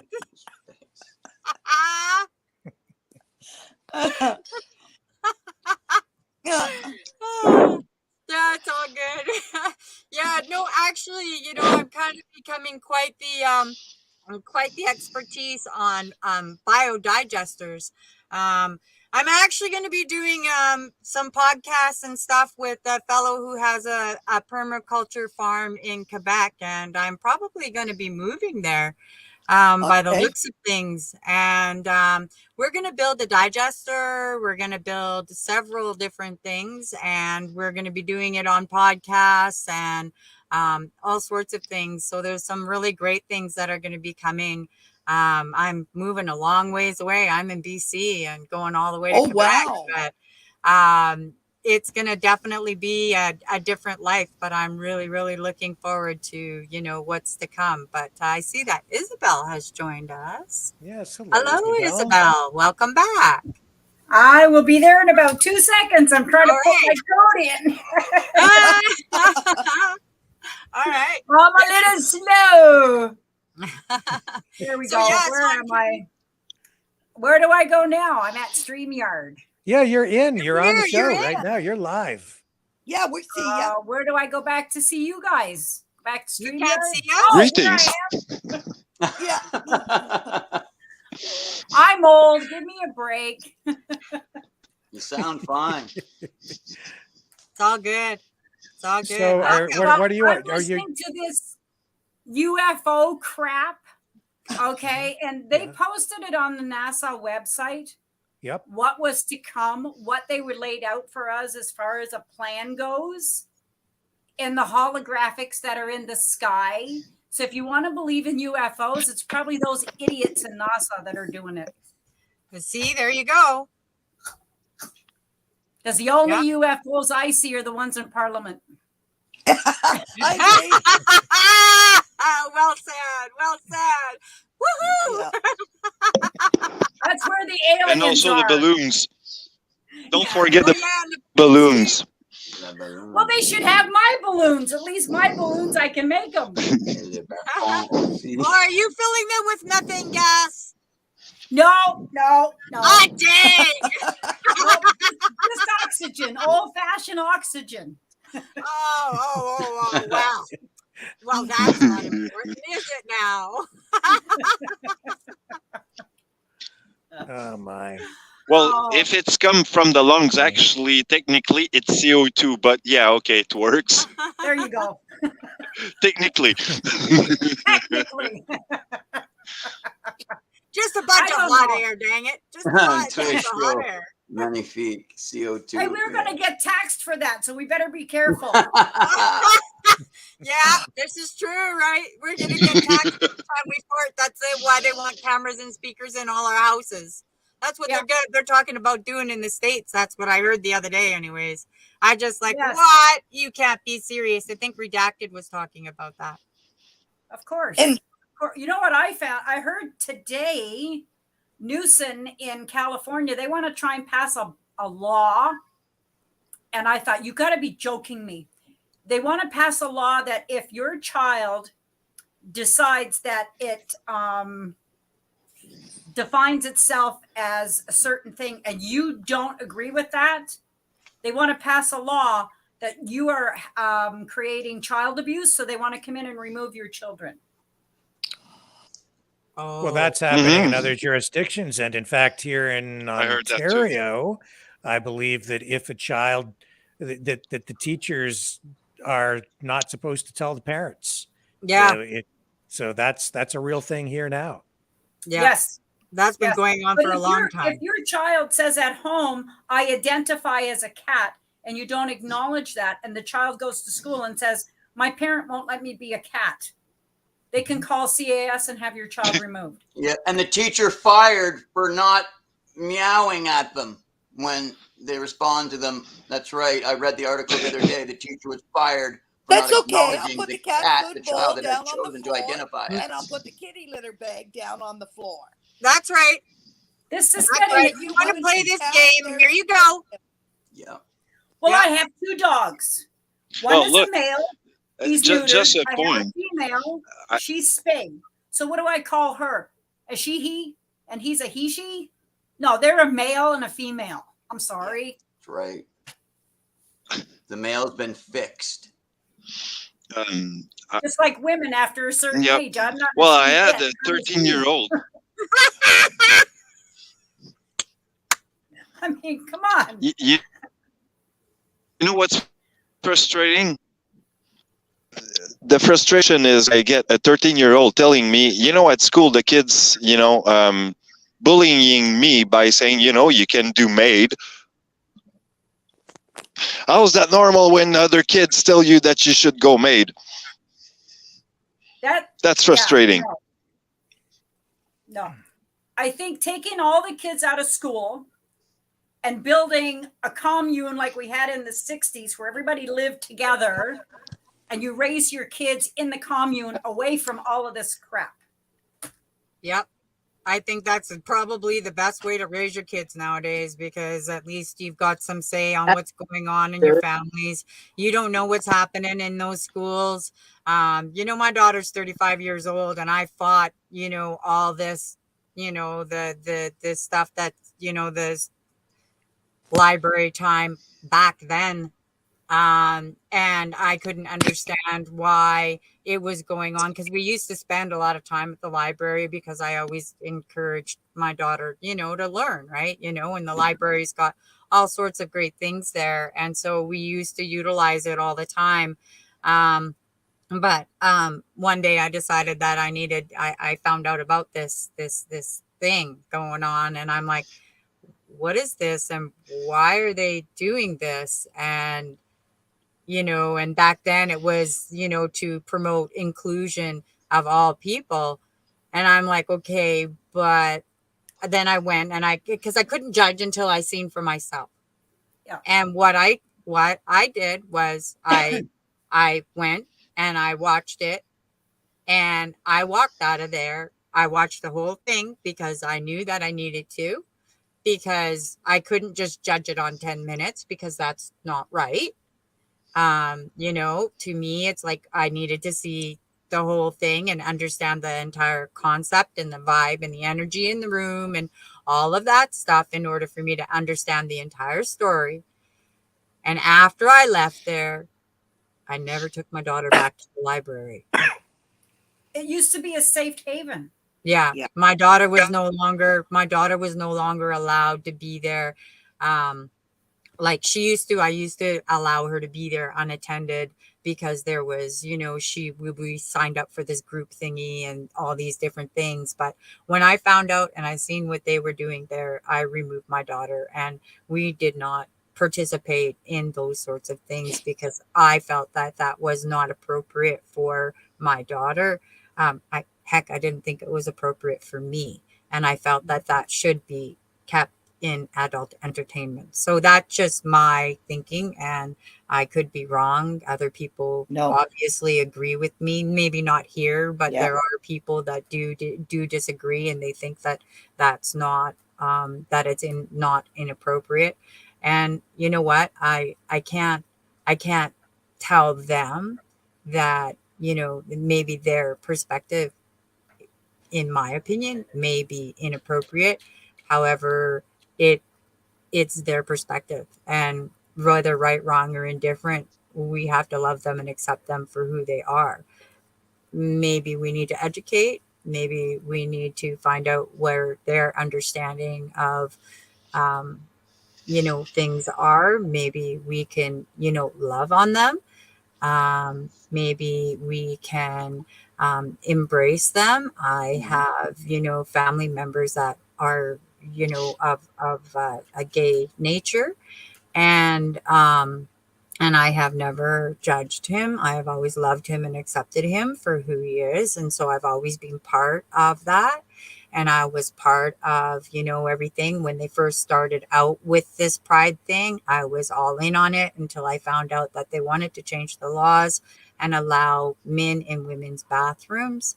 I'm a victim of child abuse, and that was just something that I felt was just gone way, way too far and totally inappropriate. Then when I found out that they were allowing them in the women's change rooms, I just about vomited on the floor, and believe that they would allow this. But I also understand that those people who are doing that, and the majority of them, in my opinion, I think they have some sort of, fetish or something going on that's got them to that place. I could be wrong.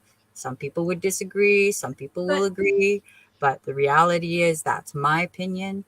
I don't hate them. I love everybody. However, I think that it's gone too far when you are endangering women and children in public spaces. I mean, if I had, my grandkids with me, I would be going into the bathroom with my grandchildren, and it wouldn't matter how old they are. Like even now, my grandson, he's 13. I would go into the man's bathroom, if there's still such thing as a man's bathroom. I would go in there and I would stand there with my granddaughter, and we would wait for him coming out of that bathroom, because I don't trust this. This has It's gone too far. It's documented. There's been kids. If you that have listen been to molested the original in the LGBTQ without the pluses, right? And I've heard them do videos, and they're saying this is so much in their face. They don't want to be in the highlight. I know they don't. I know they don't. They're not part of this. They're not at all part of this. They've been kind of hijacked by the rest of them. This pride thing came in and hijacked the gays, lesbians, and trans. And the thing is the majority of people don't understand that. They think that they're all the same. They're not. They're not. I They're think not. that one. You've got group is being paid. transvestites who want to dress up and play girly, who are pushing this and following the agenda for the pedophiles. And then you've got the other guys on the other side are going, whoa, whoa, whoa, we don't want to be in the highlight. We're fine where we are. Yeah. Bingo. You know, and because I do have, my daughter is bisexual and she's happy, and I'm great and I'm thankful for that she's found somebody. And I was like you, all in, you know, supportive and everything. But this has gone so far to the bizarre. Yeah. And he's pushing it, but now he's going to have the Muslim group who he was backing before. They're not going to follow him because now they're against all this stuff that's going on. We saw that in Ottawa. Yep. He pushed them to the front to get their votes. In the Sharia is against homosexuality and those kind of sexual attraction. So. Yeah. Exactly. Yeah. Exactly. If you talk to other people from other countries, they go, homosexuality, what's that? Like they don't, some people like in Africa and stuff like that, they have no idea. Like, it's just like, what? So listen, guys, it's 9:17 p.m. So let's just go once around. Start with you, Alicia. We'll just get some final thoughts from everybody before we wrap up for the evening. What if Paul Bernardo decides that he wants to be a woman?